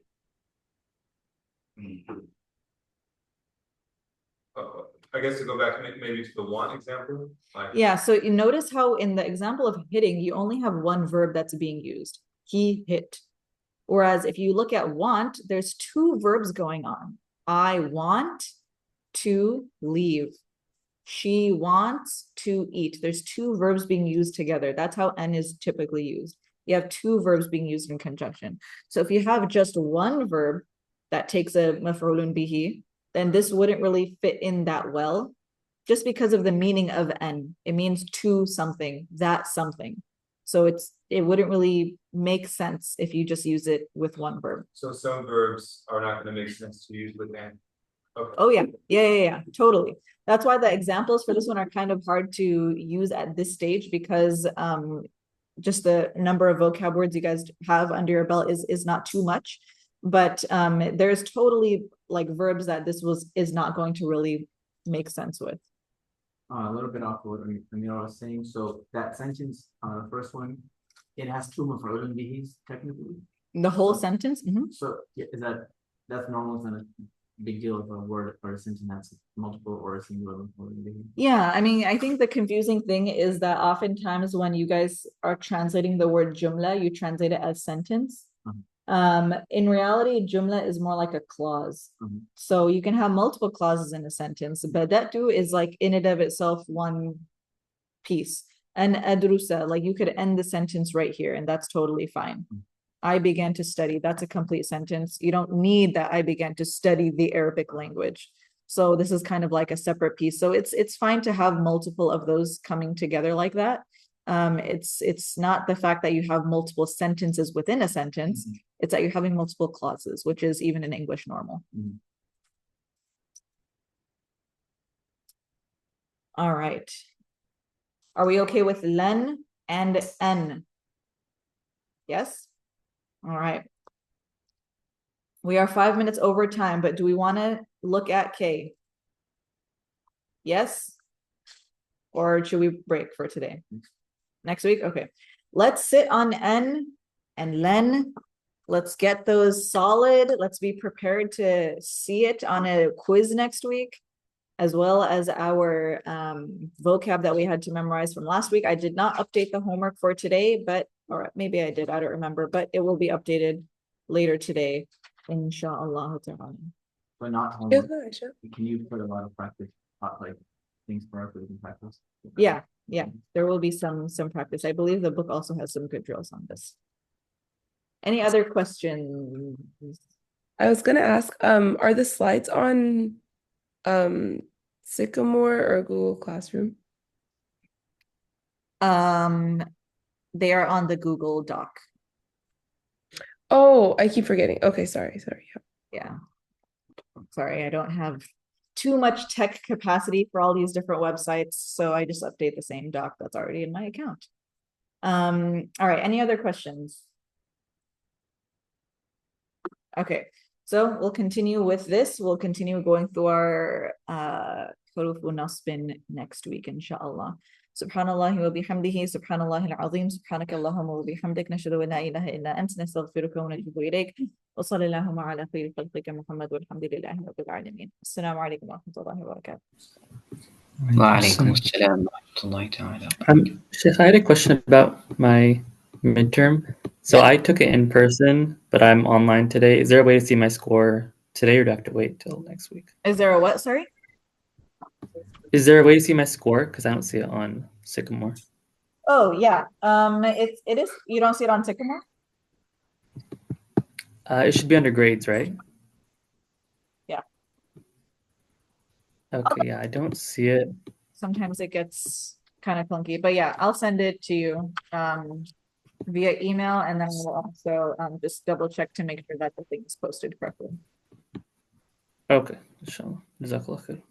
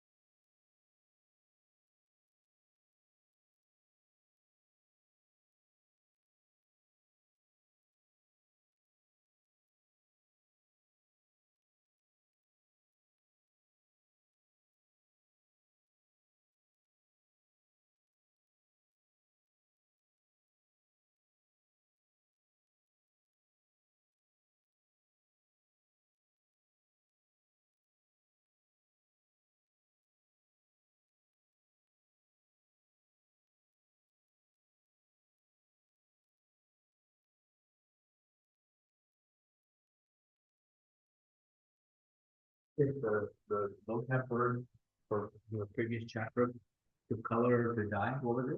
Color, dye, That's doable. where did that use? It's such a random word. Cause you, most of these are words from the Quran, where is that? Like in what context?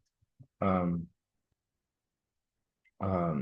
I think it gave it to you because it's going to be used in Qasas al-Nabiyyin, in the story of Yusuf alayhi salam, when the shirt Mm. that is brought. And it's dyed with blood. Yeah, Oh, so a lot of these vocab words are leading to. exactly. Ah. Yeah. What are we gonna do when it finishes the book? Huh? What are we gonna do when it finishes the book? This one? Start another. Move on to next book. But also start Qasas al-Nabiyyin. What's that? What's that one for the red? Like this. We got POV with the red and white. So that's the intermediate one, Yeah, but right? it's like this, but the white. Like three of them, take a word for it. Yeah, Yeah. it's all Arabic. So it's like fluent Arabic. No English. You don't have it? Well, I'm not home, but we all got it. Oh. Yeah, Look like this.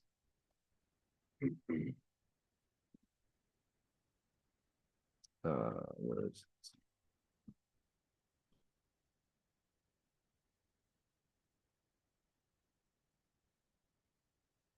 Come on. Are you serious? I wanna make sure I got that thing.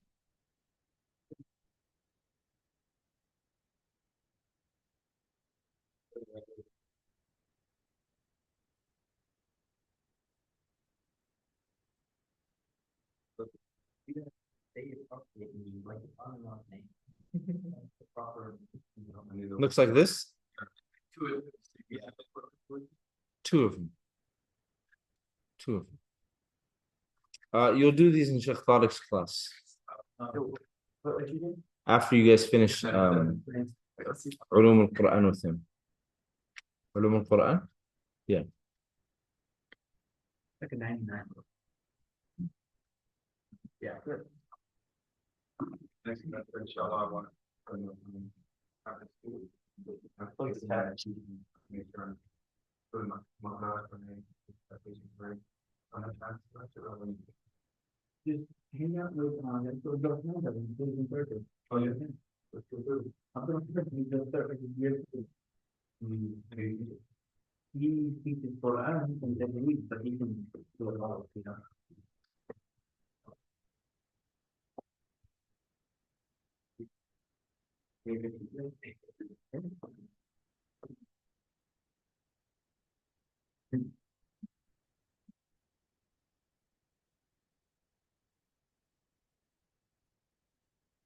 How's your mom? How are you?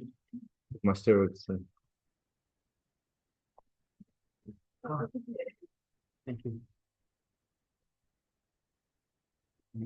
I'd be careful. Why? Your enemy number one on the no on this side, but on this side of the class, you're enemy number one. I know, but on this side of the class, you are enemy number one. Fine. Oh, they're fine. Yours. Actually, these guys were wondering, who got a 105, or somebody got like over 100% on the test, can you? Can I ask them? Yeah, ask them. Over 100%? Yeah, so we were guessing it's either Rama or, Did you get over 100% on the test? Amira, did you get over 100% on the test? Do I have to answer that question? Yes. Yes. Afterwards. Yes, I did. What do you, was there like extra credit or what? Yeah. What was the extra credit? It was like 2 questions about like what does it mean if there's like an A in parentheses next to a word in the dictionary? And then like define sarf in your own words or something like that. He was thinking technical meaning of stuff. Got it. Okay. Where's Ibrahim? I'm worried about the safety of Ibrahim. That's what I'm worried about. He's at school. He's at school. Huh? He's at school. He is at school? Okay.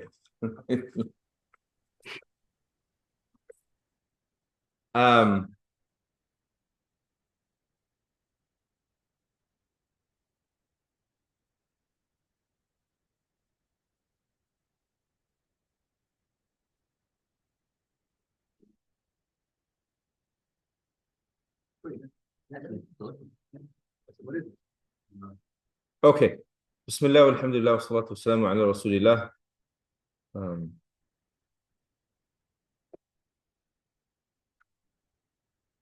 I did want to go back. Okay.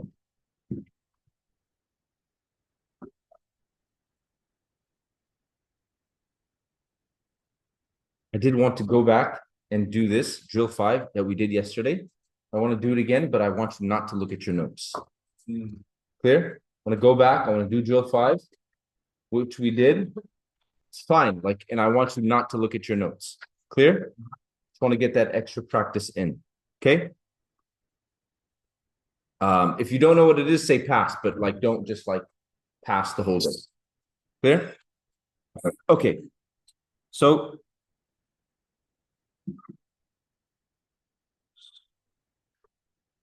okay, number 1 says the deep well is beautiful. Grant? Yes.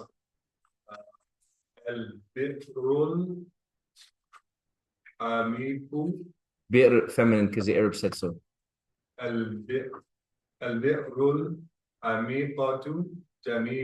Good. البئر العميقة جميلة. البئر العميقة جميلة. Number 2, he is looking at your beautiful house. When speaking Arabic, is it better to try to like just say al-bi'ru or should I go from one? Should I put the sakun over the lam in the next word? Should you say al-bi'ru al-amiqatu as opposed to saying al-bi'ru al-amiqatu jamilatun? Like, as you get more accustomed to the Arabic, then it's technically always better to continue. Or to not stop in the middle, right? But sometimes even when I'm trying to say a sentence slowly so that you catch every word, I will stop at each word, right? But technically it's better to, right, continue. People that are fluent, that speak Arabic, they will... That speak proper Arabic, yes, okay. They will continue, right? Unless sometimes they will stop and maybe a word is trying to be emphasized or they need a breath in the middle or something like that, right? Al-bi'ru al-amiqatu jamilatun. Number 2, he is looking at your beautiful house. Muhammad Mardini.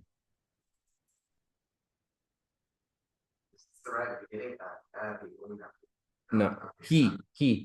Noor.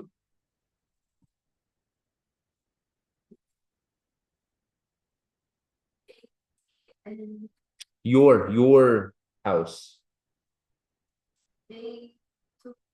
Ila. Your one person.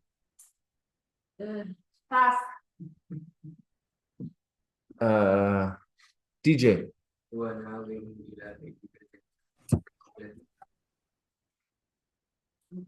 So close. Huh? طيب, one more time. He gave you the answer. He laid the answer in your lap. I know, but I was trying not to listen so I can try it on my own. Can I try it? Yeah. هو ناظر عن You guys are gonna get owned tomorrow. I'm worried, guys. There's gonna be translation on the quizzes. Siraj. هو ناظر إلى بيتك. إلى حرف جر, guys. إلى until the day of judgment. بيتك الجميلة. الجميلة. بيتي الجميلتك.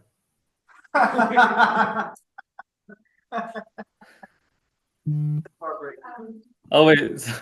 Siraj. Wait, can I try again? Siraj, today because of a personal circumstance, I have to leave class early around like 11:05, maybe 11:10. If it wasn't for that, I would force an istighfar break right now. I can prepare you. Bayan, go ahead. هو ناظر على بيتك الجميل. Okay, just change it على with إلى. هو ناظر إلى بيتك الجميل. نعم هو ناظر إلى بيتك الجميل. الجميل is a صفة. الجميل is a صفة for بيت. بيت is in the مجرور, right? State. So إلى بيتك الجميل. Once again. هو ناظر إلى بيتك الجميل. What is it, Noor? Again?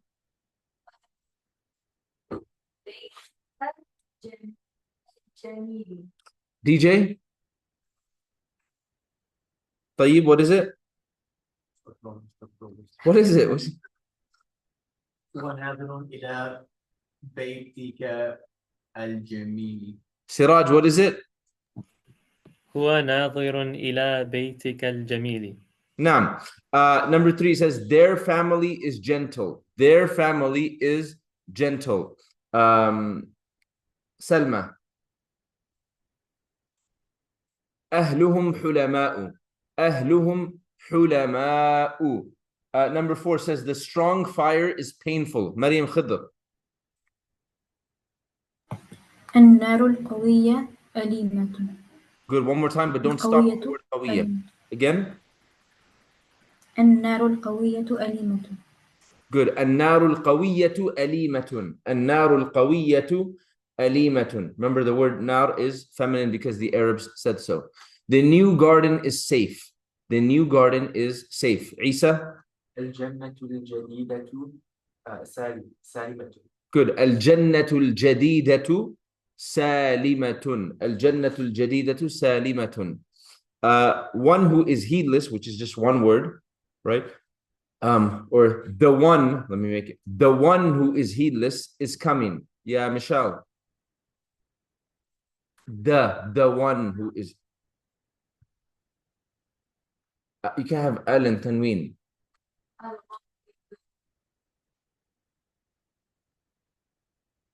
Khabar, don't put al. Al-ghafilu. Al-ghafilu qadimun. The one who is heedless is coming. Mubtada khabar, right? Khabar has to be nakira. Al-ghafilu qadimun. Number 7 says the intense king or the harsh king or the severe king is knowledgeable. Bayan. الملاك الشديد. Malakun is an angel.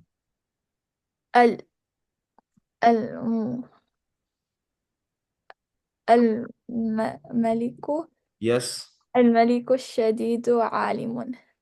عليم, yeah, or alim. الملك الشديد. الملك الشديد عليم. Number 8 says an unadulterated prayer, like a pure prayer. Amira. صلاة خالصة. صلاة خالصة. With an old heart. With an old heart. Muhammad Ali. With an old heart. Abdurrahman Mardini. With an old heart. مع قلب قديم. مع قلب قديم or بقلب قديم. أو بقلب. Okay. Number 10, Rama, the furthest ram. الكبش الأبعد. الكبش الأبعد. Number 11, they are returning after 2 painful years.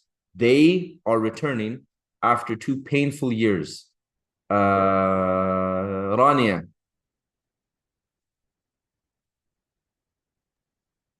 راجعتهم. Hum. Days, 3 or more. Hum. راجعهم? No. It's one person. Raji'un is one person. Muhammad Fardeen. هم راجعون بعد العامين الأليمين. Good. هم راجعون بعد العامين الأليمين. Or هم راجعون بعد السنتين الأليمتين. Number 12 said, her father's dream is dreary. Her father's dream is dreary. Muhammad Ali, her father's dream is dreary. I don't know the words for it. Joseph, her father's dream is jewelry. Bayan, أم منام أبوها موحش. you gotta adjust the word for her father. The i'rab is wrong on it. Grant, رؤيا أبي her, yeah. أبيها موحش. Yeah, رؤيا أبيها موحش, رؤيا والدها موحش, or منام أبيها موحش, or منام والدها موحش. Number 13, طيب, the stupid kings. الملوك الأبلد. الملوك الأبلد. Number 14, with their two merciful sisters. With their two merciful sisters. Noor?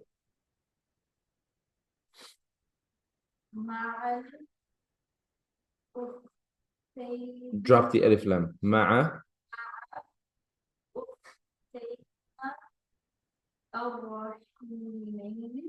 They're feminine. مع أختيهما الرحيمتين, with their two merciful sisters, right? Or actually sorry, make the their plural. Does that make sense? You said مع أختيهما الرحيمتين. The hima indicates two people.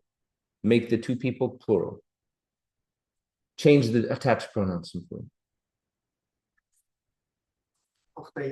Yeah, أختيهم. مع أختيهم الرحيمتين. مع أختيهم الرحيمتين. Amira, to our beautiful country.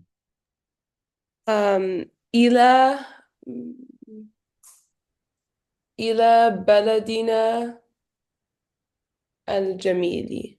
نعم, إلى بلدنا, بلد or بلاد, right? Both work. إلى بلدنا الجميل. إلى بلدنا الجميل. Number 16 says, he is looking at the large rivers. Muhammad Ali, he is looking at the large rivers.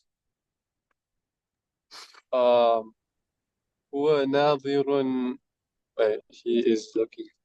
هو ناظر إلى النهار.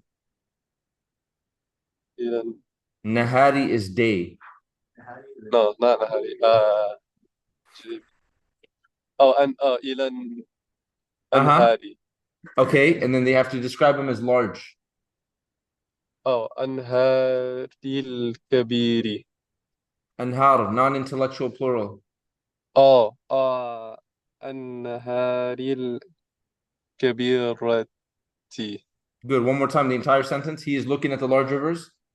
هو ناظر إلى النهار الكبيرة. هو ناظر إلى الأنهار الكبيرة. هو ناظر إلى الأنهار الكبيرة. عيسى, lots of wealth. مال كثير, أموال كثيرة. 18, Grant, little knowledge. علم قليل. Muhammad Mardini, his weak friend is far from us. Don't make it mansub. You made it mansub unnecessarily.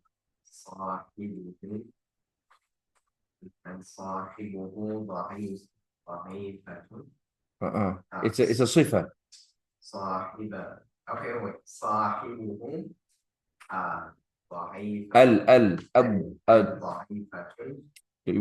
now you made his feminine unnecessary.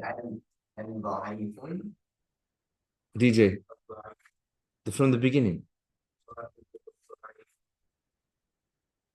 Far from us. Salma. بعيد عنا. صاحبه الضعيف بعيد عنا. 20 says, the knife is close to you. Maryam Khidr, the knife is close to you. السكين قريب منك. السكين قريب منك. Rama, do the chart, do the singular. غرفة كبيرة is given to you.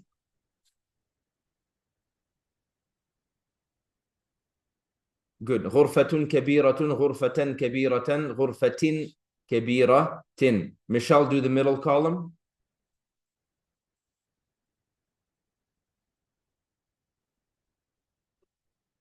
Good. غرفتان كبيرتان, غرفتين كبيرتين, غرفتين كبيرتين. Noor, do the plural column. رفع. نور. Yeah. غرف كبيرة, غرفا كبيرة, and غرف كبيرة. It says أخوها and حكيم. أخوها and حكيم.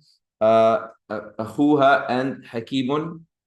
You're making it موصوف صفة, right? You're going to do the singular. طيب. أخوها and حكيم. Sorry. أخوها and حكيم. I'm making sifa. Yes, you're making حكيم a صفة of أخوها. أخوها أخوها الحكيم. أخوها الحكيم, and then أخو you gotta make it منصوب. أخاها الحكيمة. أخاها الحكيمة. أخيها الحكيم. أخيها الحكيم. Good. So we had أخوها الحكيم, أخاها الحكيمة, and أخيها الحكيم. Good. Grant, same two words, you're going to make it dual. أخواني الحكماني. You just made two brothers. They're not her two brothers anymore. Oh, her two brothers. Yeah. Okay. أخوها or her two brothers. أخوها الحكماني. الحكيم. Key. The word is حكيم. Oh, الحكيماني. Good. أخواها الحكيماني. أخواها الحكيماني. The Nasbun version. Not al. That's what it's. I see the first word again. This is what you just did. You did أخواها الحكيماني. Okay. Yeah, do a Nasbun now. أخويها الحكيمين. أخويها الحكيمين, and the Jarrun version. Same. أخويها الحكيمين. أخويها الحكيمين. And then the plural version. Bayan, the plural version.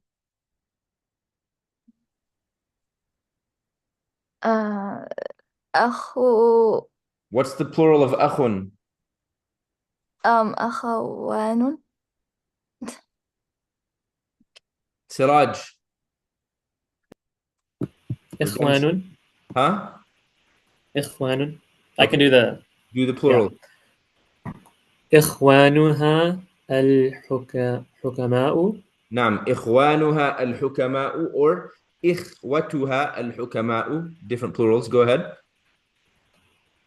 إخوانها الحكماء.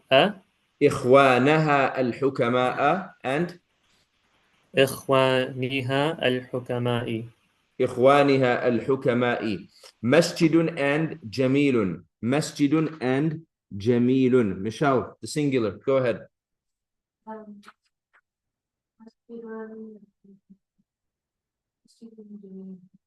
Yeah. مسجد جميل. نصب. مسجدا جميلا. جر. مسجد جميل. Do the dual. مسجدان جميلان. مسجدين جميلين. مسجدين جميلين.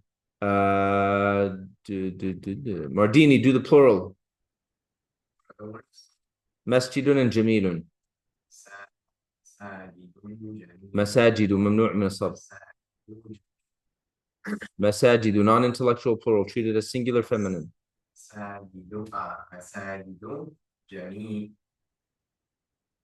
Singular feminine. What is it? مساجد جميلة. Keep going. مساجد جميلة.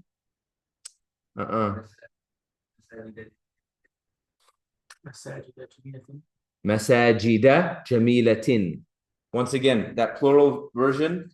رفع مساجد جميلة مساجد جميلة. And then the last one. مساجي. What guys? مساجد جميلة. Here.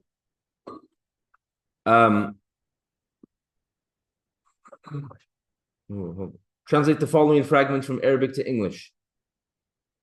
Rama, al-umur al-mubinatu. The clear matters. Nur, basharun da'ifun. Weak person, weak human being. Salma, an kalimatihi at-tayyibah. Huh? An.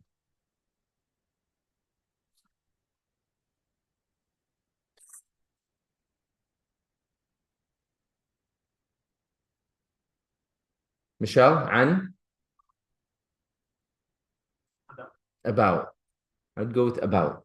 An kalimatihi at-tayyibah, about his good word. Samira, waladuhu ad-da'ifu. Waladuhu ad-da'ifu. His weak child. DJ, ala yadin azimatin. Upon a great hand. Mardini, an jabalin jamilin. Jabalin jamilin. About a beautiful mountain. About a beautiful mountain. Grant. Al-ajru khayrun min al-amwali. The reward is better than wealth. Yeah, the reward is better than the wealth. Isa babani kabirani. Large doors. Two large doors. طيب كمغرب جميل.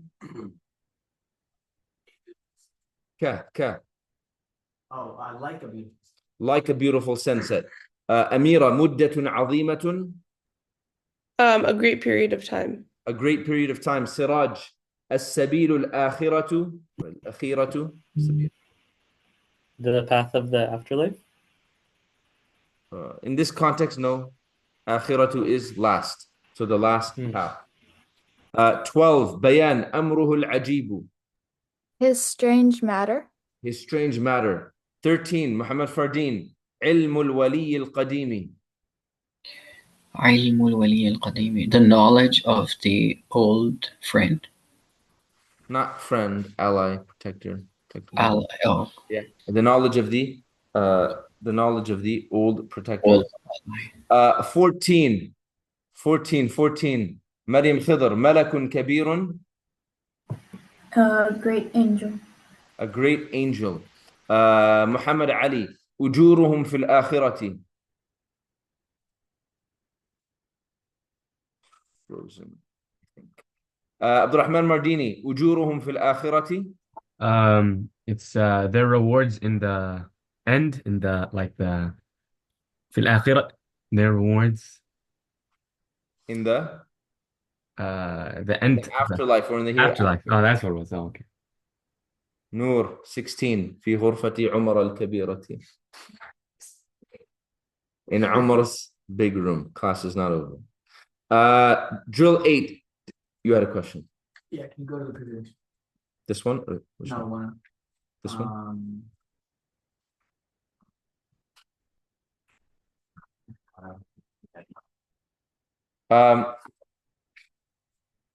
Says determine whether there is a mawsufun wa sifatun or not, if there is, write the four properties of the fragment. Right? Really quickly look at the four columns, right? It gives you status, which is i'rabun. We're going to use the English status, which is i'rabun. So you go either raf'un, nasbun, or jarrun. Number, which is adadun, mufradun, muthanna, or jam'un. Gender, which is mudhakkarun or mu'annathun. And type, which is ma'rifatun or nakiratun. Is that clear? Isa, read number 1. Ilahun wahidun. Ilahun wahidun. What does it mean?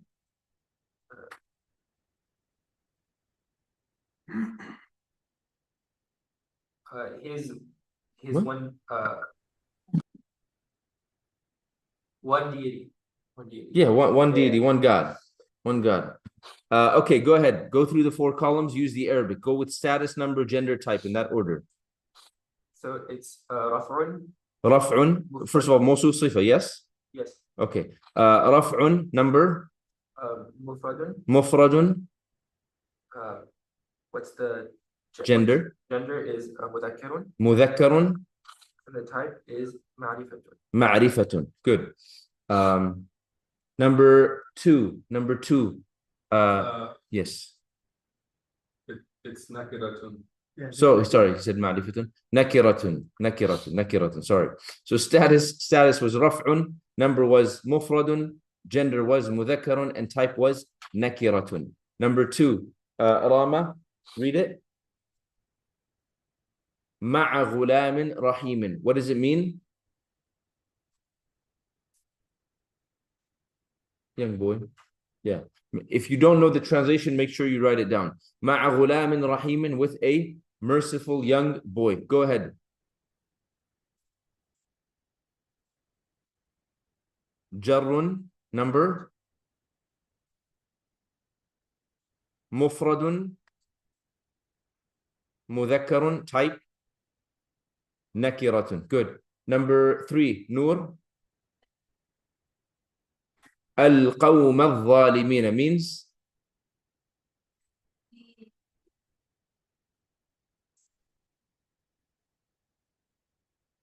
DJ?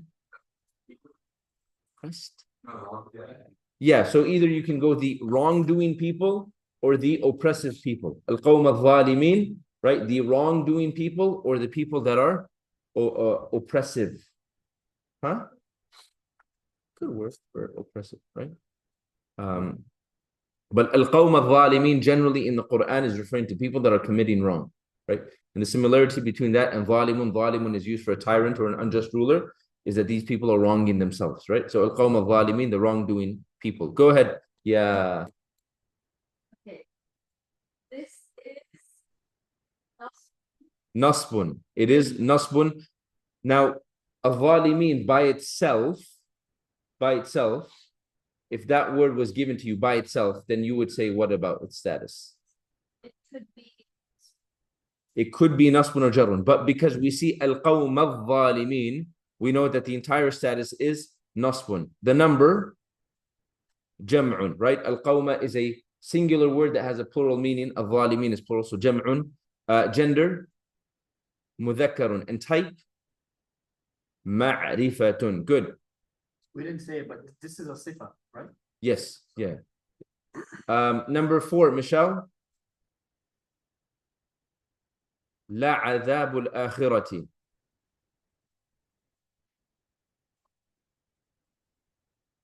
The torment of the hereafter.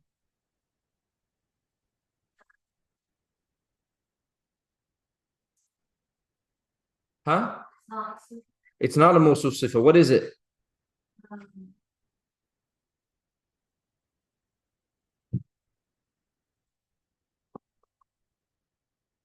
What is it, Mardini?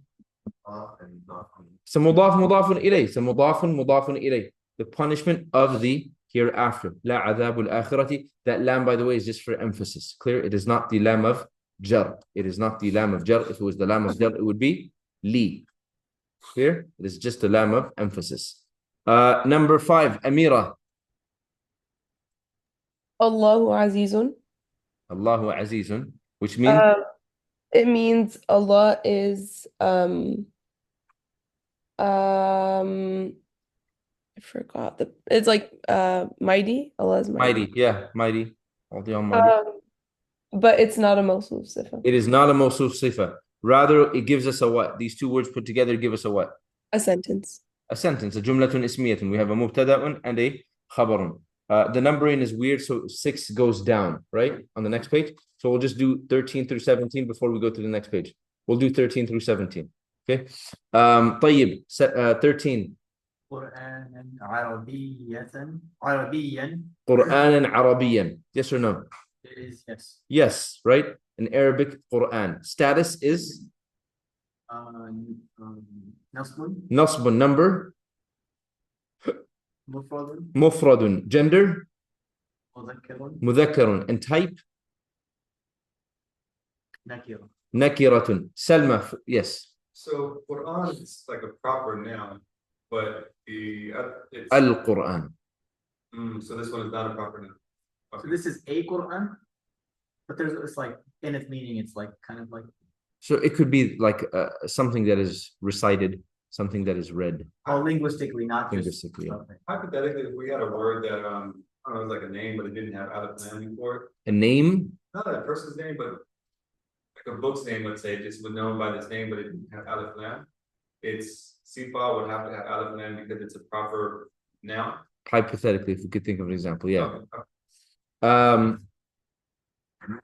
DJ 14. Al-Kitaba wal-Jaza'a, yes or no? Yes? Mardini, Al-Kitaba wal-Jaza'a, yes or no? No, why not? Yeah, because of the waw. The waw means and, right? The waw means and. Al-Kitaba wal-Jaza'a means what, yeah, Mardini?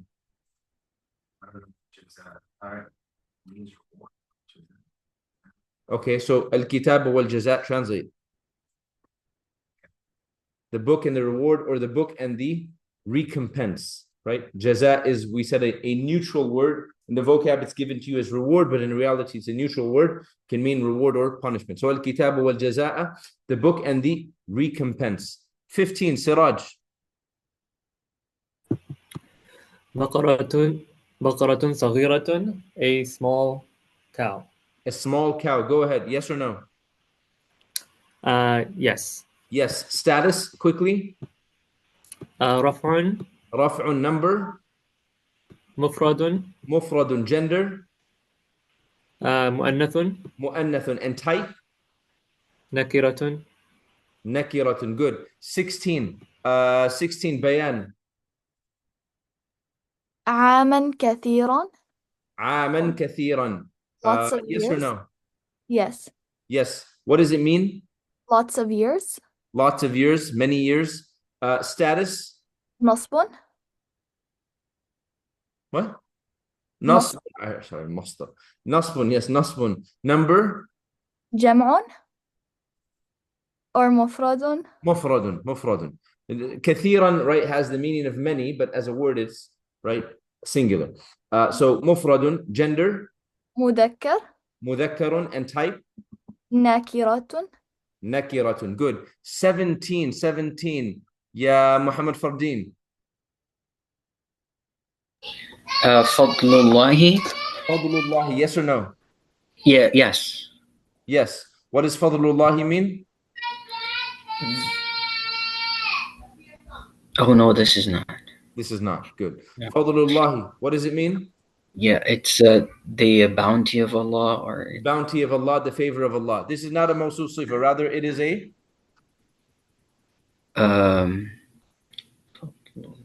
this is a mudaf. Yeah, it's an idafa construction. Idafatun construction. A mudafun ilay. Okay, let's go to the second page. We'll go 6 through 12 and then 18 to 24. Maryam Khidr, 6. الدار الآخرة. الدار الآخرة. Yes or no? Yes. Yes. الدار الآخرة means what? The everlasting house. No. The last house. Yeah. الدار الآخرة. You could say the final house. It's like, isn't akhirah like the next life? Yeah, so when you translate it, it's going to sound like an idafa construction. When you translate it, it's going to sound like a, like it's technically it's like the abode of the hereafter, right? When you translate, it's going to sound like idafa construction, but in reality, it's a sifa, right? Ad-darul akhirah, like it's like the abode of the afterlife, or the final house, if you know. Does the word ad-darul akhirati make sense for them? Because then you can make an idafa, right? Huh? Darul akhirati. Like if you made this an idafa, could you give it? Yes. So that makes less sense. It's not used like that. It's not used like that. Okay, go ahead, Maryam. What is it? Status?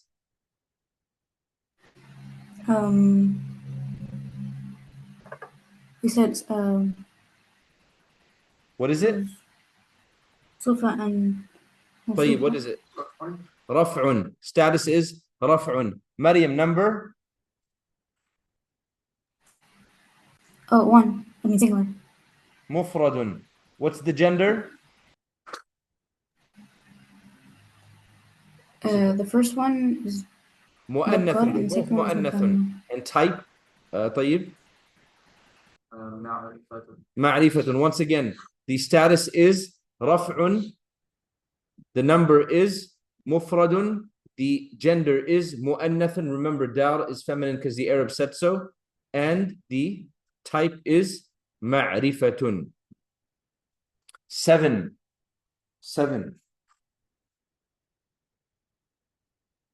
7. Amira, 7.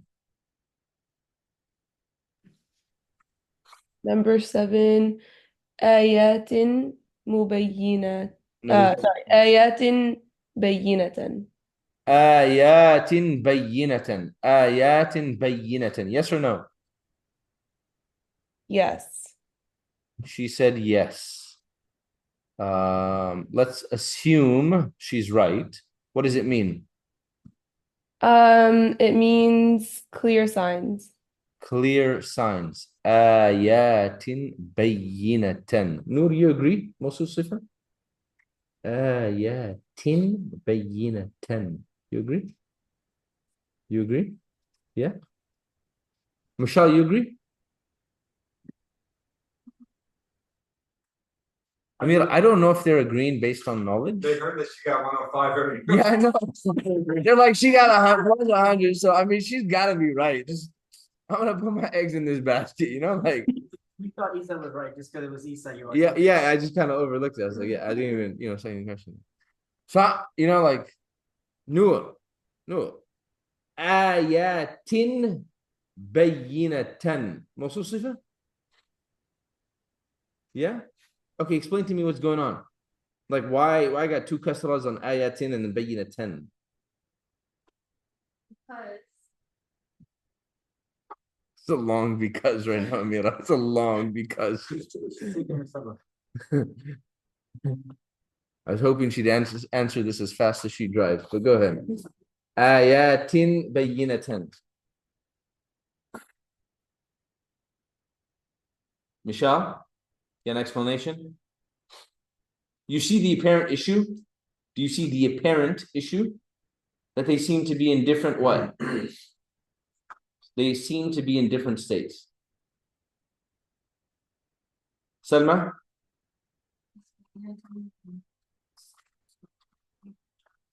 Say it again, is? Which word? It takes tanween. ممنوع من الصرف can't take tanween. Siraj. Yes. آيات بينة. موصوف صفة? No. No, what is it? It's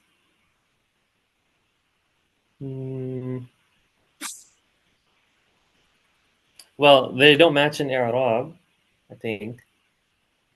So بيان. but it can't be. موصوف صفة? Yes. Yes, explain. What's the apparent issue? Why do we see 2 different words to seem to be in 2 different states? I think maybe one of the words is like not flexible or something. All the words are flexible here. Every single word is flexible. Muhammad Fardeen. Clean house right now. Clearing the bases with it. Yeah, I would say no to, but because it came from Amira, so. Selma, you have an answer? No? An answer? Noor? Okay, Rama, explain. Oh, like, No, hold on. oh, you brought the sweets. This is a problem. We cleared. Huh? You don't think it's a You're Mosul going- Sifa. She got like 105 on her test. It's like 5 points above 100. Okay, Amira, You should have explain. never asked. You should have never asked me. You should have never asked me. I mean, when you said, do I have to answer that? You kind of like gave the answer. Go ahead, explain. Okay. In Ayatin. detail, like Sure, yes. Ayatin is the singular word is ayatin. So it's ayatun, ayatan, ayatin is pluralized on Jam'ul Mu'annath Salim. And so Jam'ul Mu'annath Salim doesn't take fathatain. It goes ayatun, ayatin, ayatin. did you guys hear that? That the word ayah is pluralized upon Jam'ul Mu'annath Salim. And Jam'ul Mu'annath Salim, it goes ayatun in the state of raf, in the state of nasb, ayatin, and in the state of jar, ayatin. Jam'ul Mu'annath Salim, Jam'ul Mu'annath Salim does not take fatha when it's nasbun. Does not take fatha when it's nasbun. Rather, it takes a kasra. Yes, DJ. Ayatim kasra. The meme is to connect it to the ba. But it's still retaining its jar state. No, it's not. It's the tajweed. That ayatim, the meme there is a tajweed rule, right? When you have so reverse or pause. Tanween essentially is a replacement of noon sakina, right? So that's why when you study tajweed, there's, for example, noon with a sukoon at the end, or tanween are always coupled together because it's the same thing, right? Ayatin is essentially written like this, or technically could be written with one kasra and then a noon, a sukoon at the end, right? Ayatin gives you the same meaning. The idea is that when you have that followed by a ba, the tajweed rule is that you go ayatim bayyinat, but it's still retaining its jar state. Clear? Do you understand that about Jam'ul Mu'annath Salim? Right? So Amira said that ayatin is Jam'ul Mu'annath Salim. In the state of nasb, it will keep a kasra because it never ever takes a fatha. As for bayyinatan, it's in the state of nasb. So that tells us that the entire thing, when Amira tells us the status of the entire thing, Amira will be Nasbun. And we're basing that off of the word bayyinatan. We're able to tell the status of ayatin. But if ayatin was written by itself, we would say it's in the state of nasb or jar. Noor, is that clear? Yes? Michelle? Salma? Yes? We're good? Yes? Okay. So Amira, so you said status is nasbun. Number is, how is it treated to answer this one? Jam'un. How is it treated? Sorry. Mufradun. Mufradun. Non-intellectual plurals treated as singular feminine, so we'll go mufradun here. Gender is? Mu'annathun. Mu'annathun, and type is? Nakiratun. Nakiratun. And ayatin bayyinatan means? It means clear signs. Clear signs. Good. It means clear signs. Abdurrahman Mardini, 8. الحياة الدنيا. الحياة الدنيا. Yes or no? Let's see here.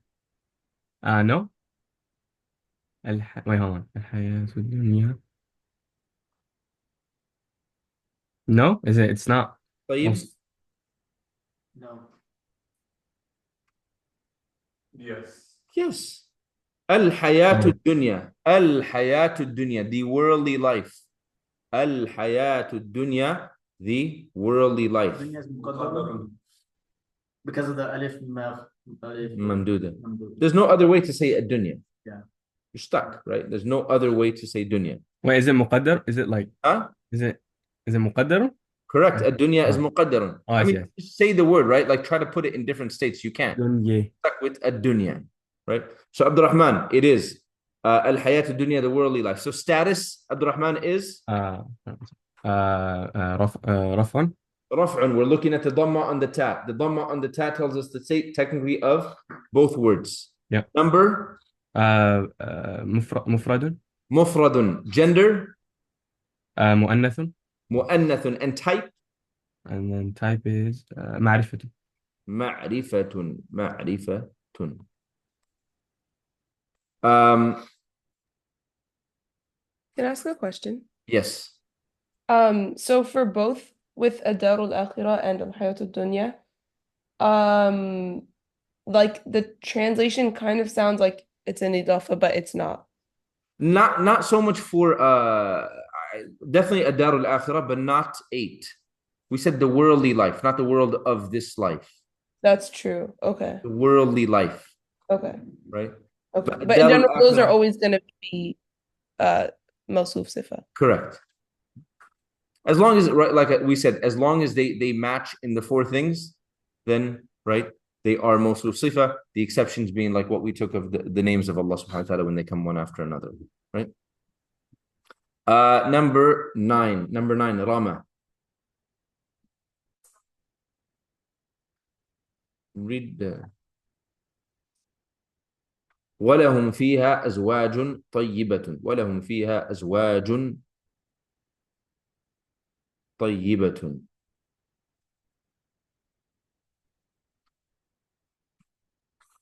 Oh, it is. It would be. You're saying yes? طيب. Is azwajun being used as like just like your wife, like your zoj, or is it being used as dual or like pair, with like where it's like Spouses. spouses? Okay, then it is, because spouses only females can be spouses, because you can't have multiple men spouses. That doesn't answer the linguistic question instead. You saying yes? Yes? No, I'm asking Rama. Yes? Okay. وَلَهُمْ فِيهَا أَزْوَاجٌ طَيِّبَةٌ. Translate it first.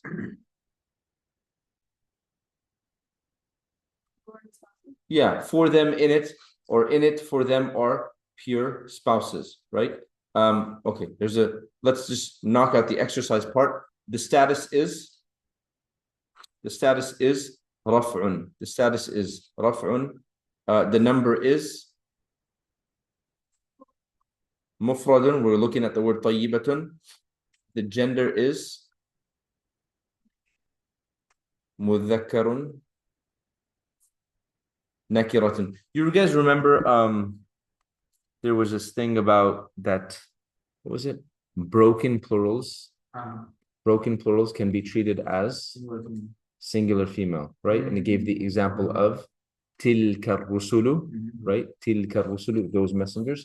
That's essentially what's going on here, right? So because it can be, you could put tayyibun as well in the sentence. You want it? Azwajun tayyibun. Singular feminine. Broken plurals are treated as singular feminine. Didn't say they can be treated. They can be. But they don't have to be. No. So So the other way is azwajun tayyibun or tayyibat, depending on. Wait, so is this one masculine? oh, tayyibun. Okay. What'd you say? Is this one masculine or feminine since it ends in tun? What did you said? Okay, feminine. Should have been feminine. No, should have been feminine. So once again, وَلَهُمْ فِيهَا أَزْوَاجٌ طَيِّبَةٌ. We're going to go with, in the state of raf'un, in terms of number, we're going to go with 1, mufradun, right? And then for gender, we're going to go with feminine, because we're going with that part of the rule that the broken plurals can be treated as singular feminine. So we're going to go with feminine over here because tayyibatun is used, right? And then we're going to go with common, meaning it is nakiratun. Why would someone, or what's the reason to use the singular feminine as opposed to the plural feminine? Plural masculine. Plural masculine. You won't use plural feminine. Unless you put a tamal buta or something. Unless you make zawj. Can you make zawj into Zawjat, technically. Okay. Zawjatun tayyibat. Okay. So this was here just to kind of like make it clear that it's talking about feminine. No.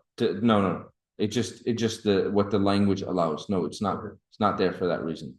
It's what the language allows, that the broken plural can be treated as singular feminine. 10. Muhammad Mardini, go ahead. Bilhuda was salati. Yes or no? No. Right, the waw is and. Bilhuda means with. What's huda mean?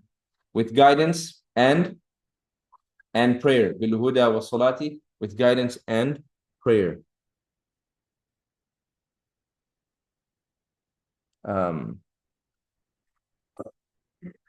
11. 11. Bayan, go ahead. قوم ظالمين. قوم ظالمين. It's not. Do you guys have it like that as well? Should be قوم. Huh? You have it like that too? Answer is yes, though, right?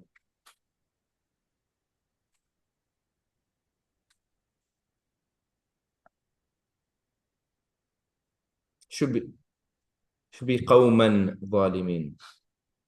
قوما ظالمين. There's no reason for it to be light. There's no reason for it to be light. It should be قوما ظالمين. You can't make an idafa construction out of it. The only way قوم ظالمين would work, right, is that you could make an idafa construction. But the problem is these two words you can't make an idafa construction. Like the meaning of them does not allow to make an idafa construction. Does that make sense? Right? So should be قوما ظالمين. Just correct it, put an alif and second.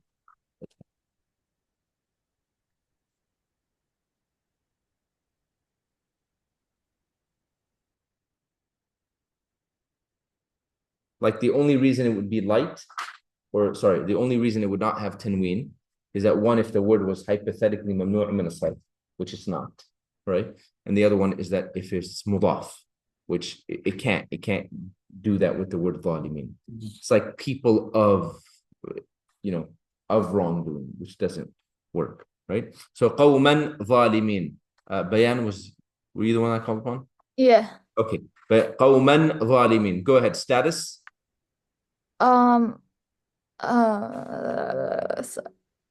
Nasbun. Nasbun. What's after that? Number. Jam'un. Jam'un. Gender. Mudhakkarun. Mudhakkarun. And type.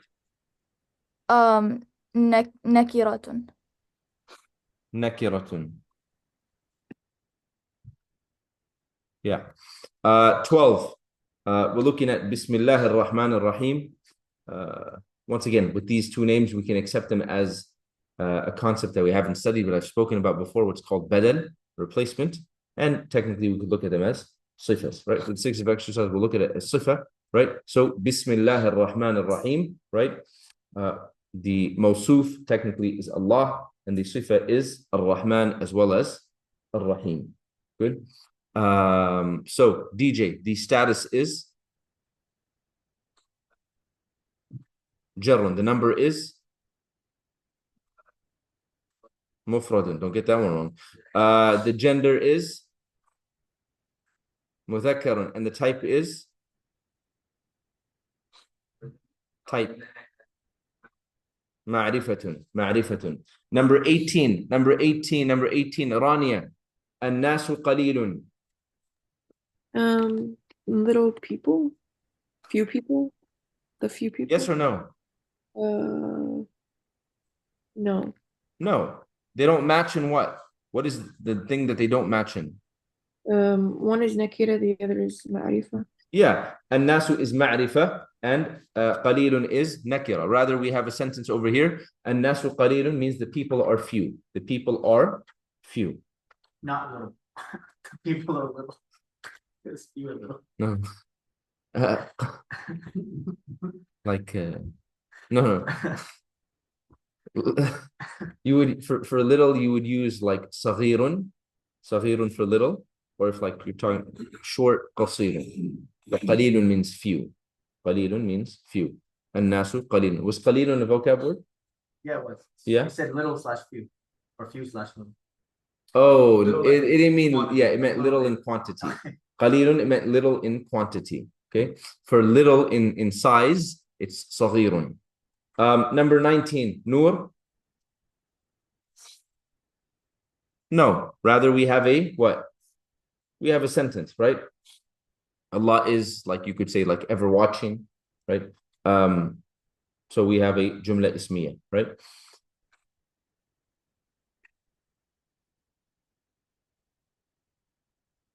Siraj, 20, اقرأ. عباد الله المخلصين.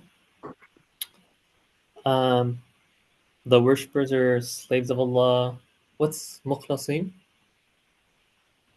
The worshippers that are not slaves correct. of Allah. Where'd you get that from? Oh, what's عباد? Slaves.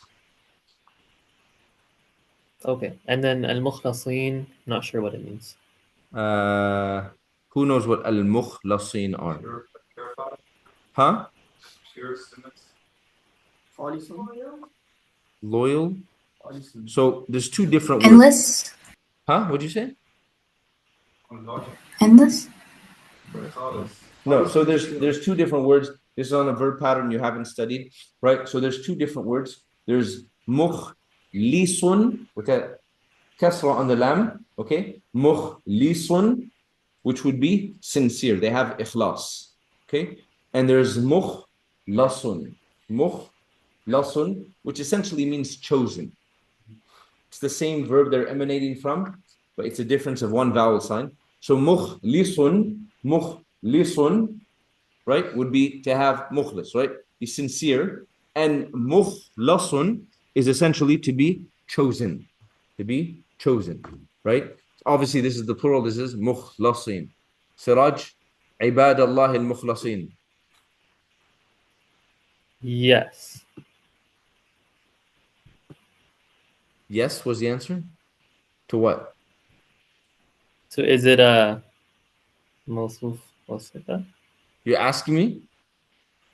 No, I'm stating. You're stating that it is a mawsuf sifa. Yeah. Okay, what does it mean? Ibadallah al-mukhlasin. The loyal slaves of Allah? Chosen. Chosen slaves of Allah. Yeah, the chosen slaves of Allah. Ibadallah, slaves of Allah, al-mukhlas. So he's saying yes. Which is the sifa, which is the mawsuf? There's three words. Al-mukhlasin is the sifa and ibad is the mawsuf. Good. Mukhlasin is the sifa. Mukhlasin is the sifa. And ibad is the mawsuf. Good? Are you messing around? I don't know. You're 100% messing around. Say it again. Which one? I said al-mukhlasin is the sifa and ibad is the mawsuf. I thought you were messing around until you were ready to move on. And now I think you're definitely messing around. Noor, what do you think? Okay, what do you think is right? The word is the mawsuf and Uh-huh. No, we're laughing together. We don't laugh at each other. We laugh with one another. Let me just clarify this. Whenever we laugh with one another. We're not laughing at. Just laugh with one another. A couple of years ago, like in the first week of class, I mentioned about laughing, and I said we'll laugh, this and that. And some sister came to me, and she was like really disturbed. This is like her first introduction to me, and she's like, "Sheikh, are you saying that like students are going to be laughing at other students?" And I'm like, "No, we're gonna laugh together." I didn't see that. Noor, what do you think? So you said Allah. I think you said the word Allah is the. I wasn't laughing. He's funny. I was laughing. because I thought I was right and then I realized I was wrong. So You don't gotta do anything. It's okay. It's not really. I was definitely laughing. This is a safe space. Get a safe space. Everyone's fair game except myself. No, it's right. I wasn't messing around. Ibad is the mawsuf. Ibad is the mawsuf. the word Allah is a mudafun ilayh, and al-mukhlasin is the sifa.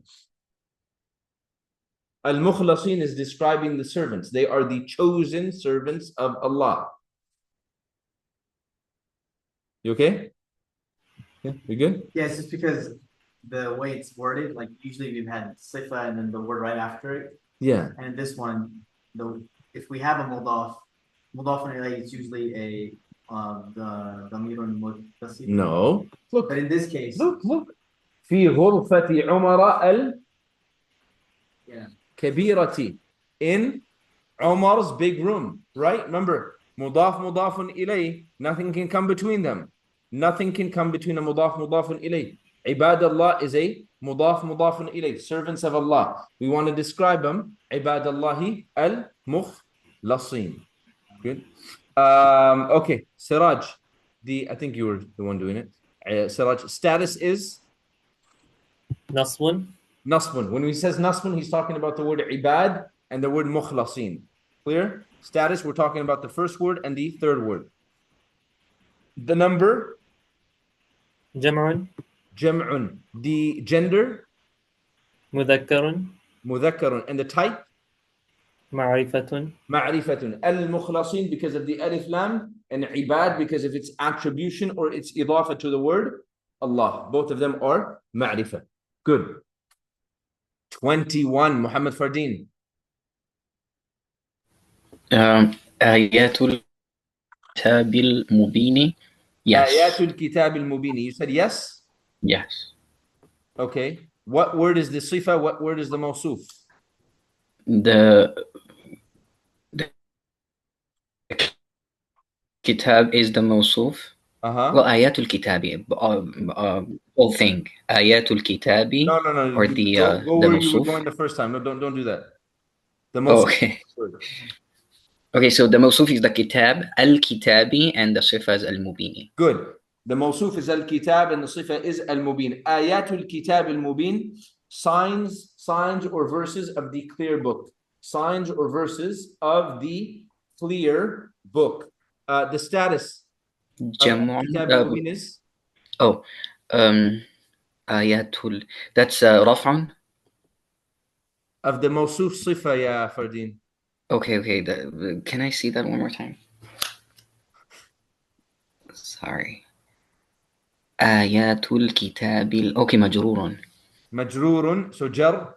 The number is Jam'un. Yeah, Muhammad Fardeen. Ayat. But because stop looking at ayat. Oh, okay. I'm looking at the wrong place. Okay, sorry. Mufradun.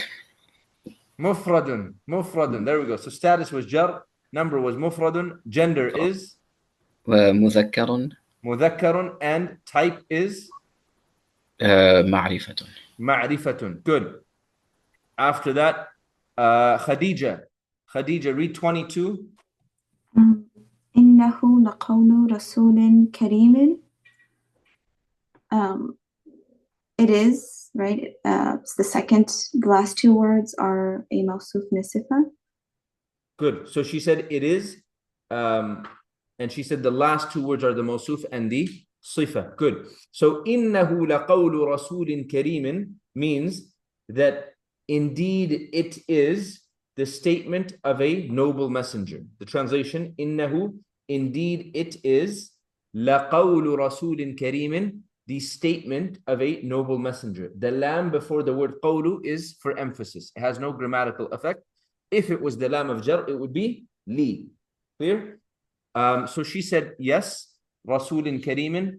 Khadija, rasulin karimin, the status is Jar. The number is Mufradun.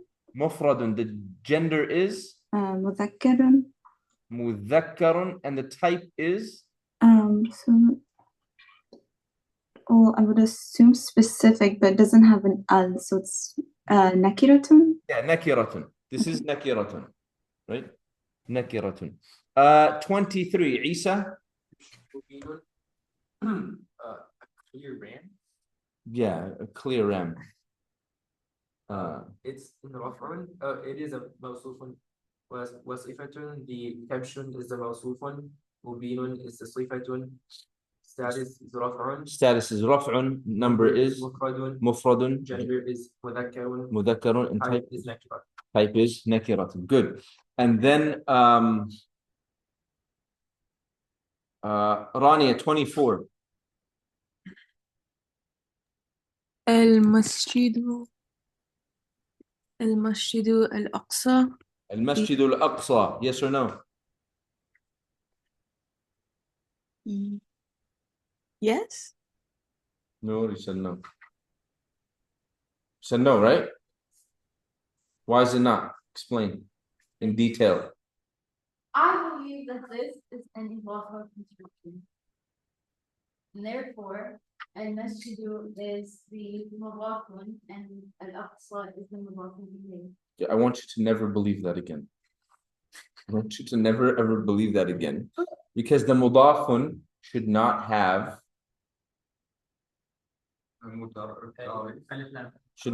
alif lam. The mudafun should not have alif lam. Rather, Rania is correct.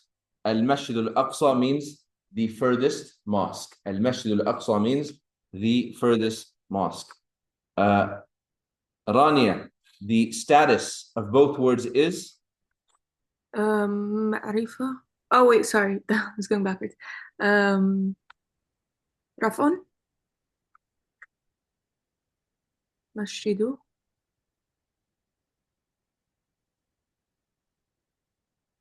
Is it not?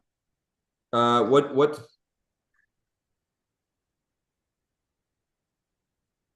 Status is رفع.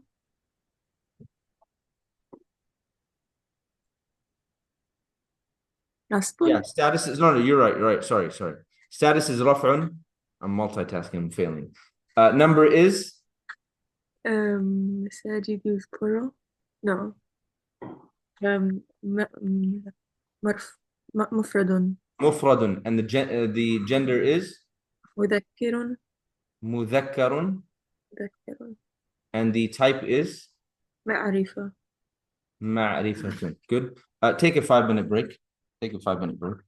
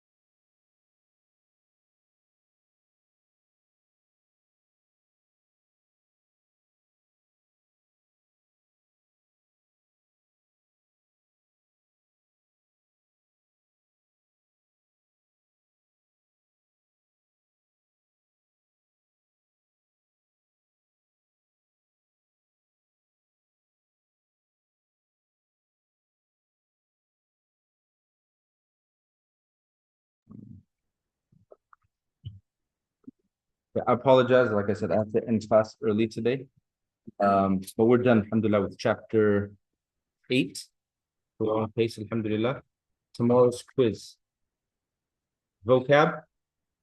8, 9 is what's new. And there may be 8, 9 is definitely on it. 8, 9 is definitely on it, right? Almost every word, maybe 1 or 2 are not on it. 8, 9, there may be vocab from other chapters. You guys had a rough time a few days ago with chapter 1 and 2. So do some istighfar, Siraj. And what else did I say? I said the dhuruf. The huruf are not on it. The huruf are not on it, but the dhuruf are. Right?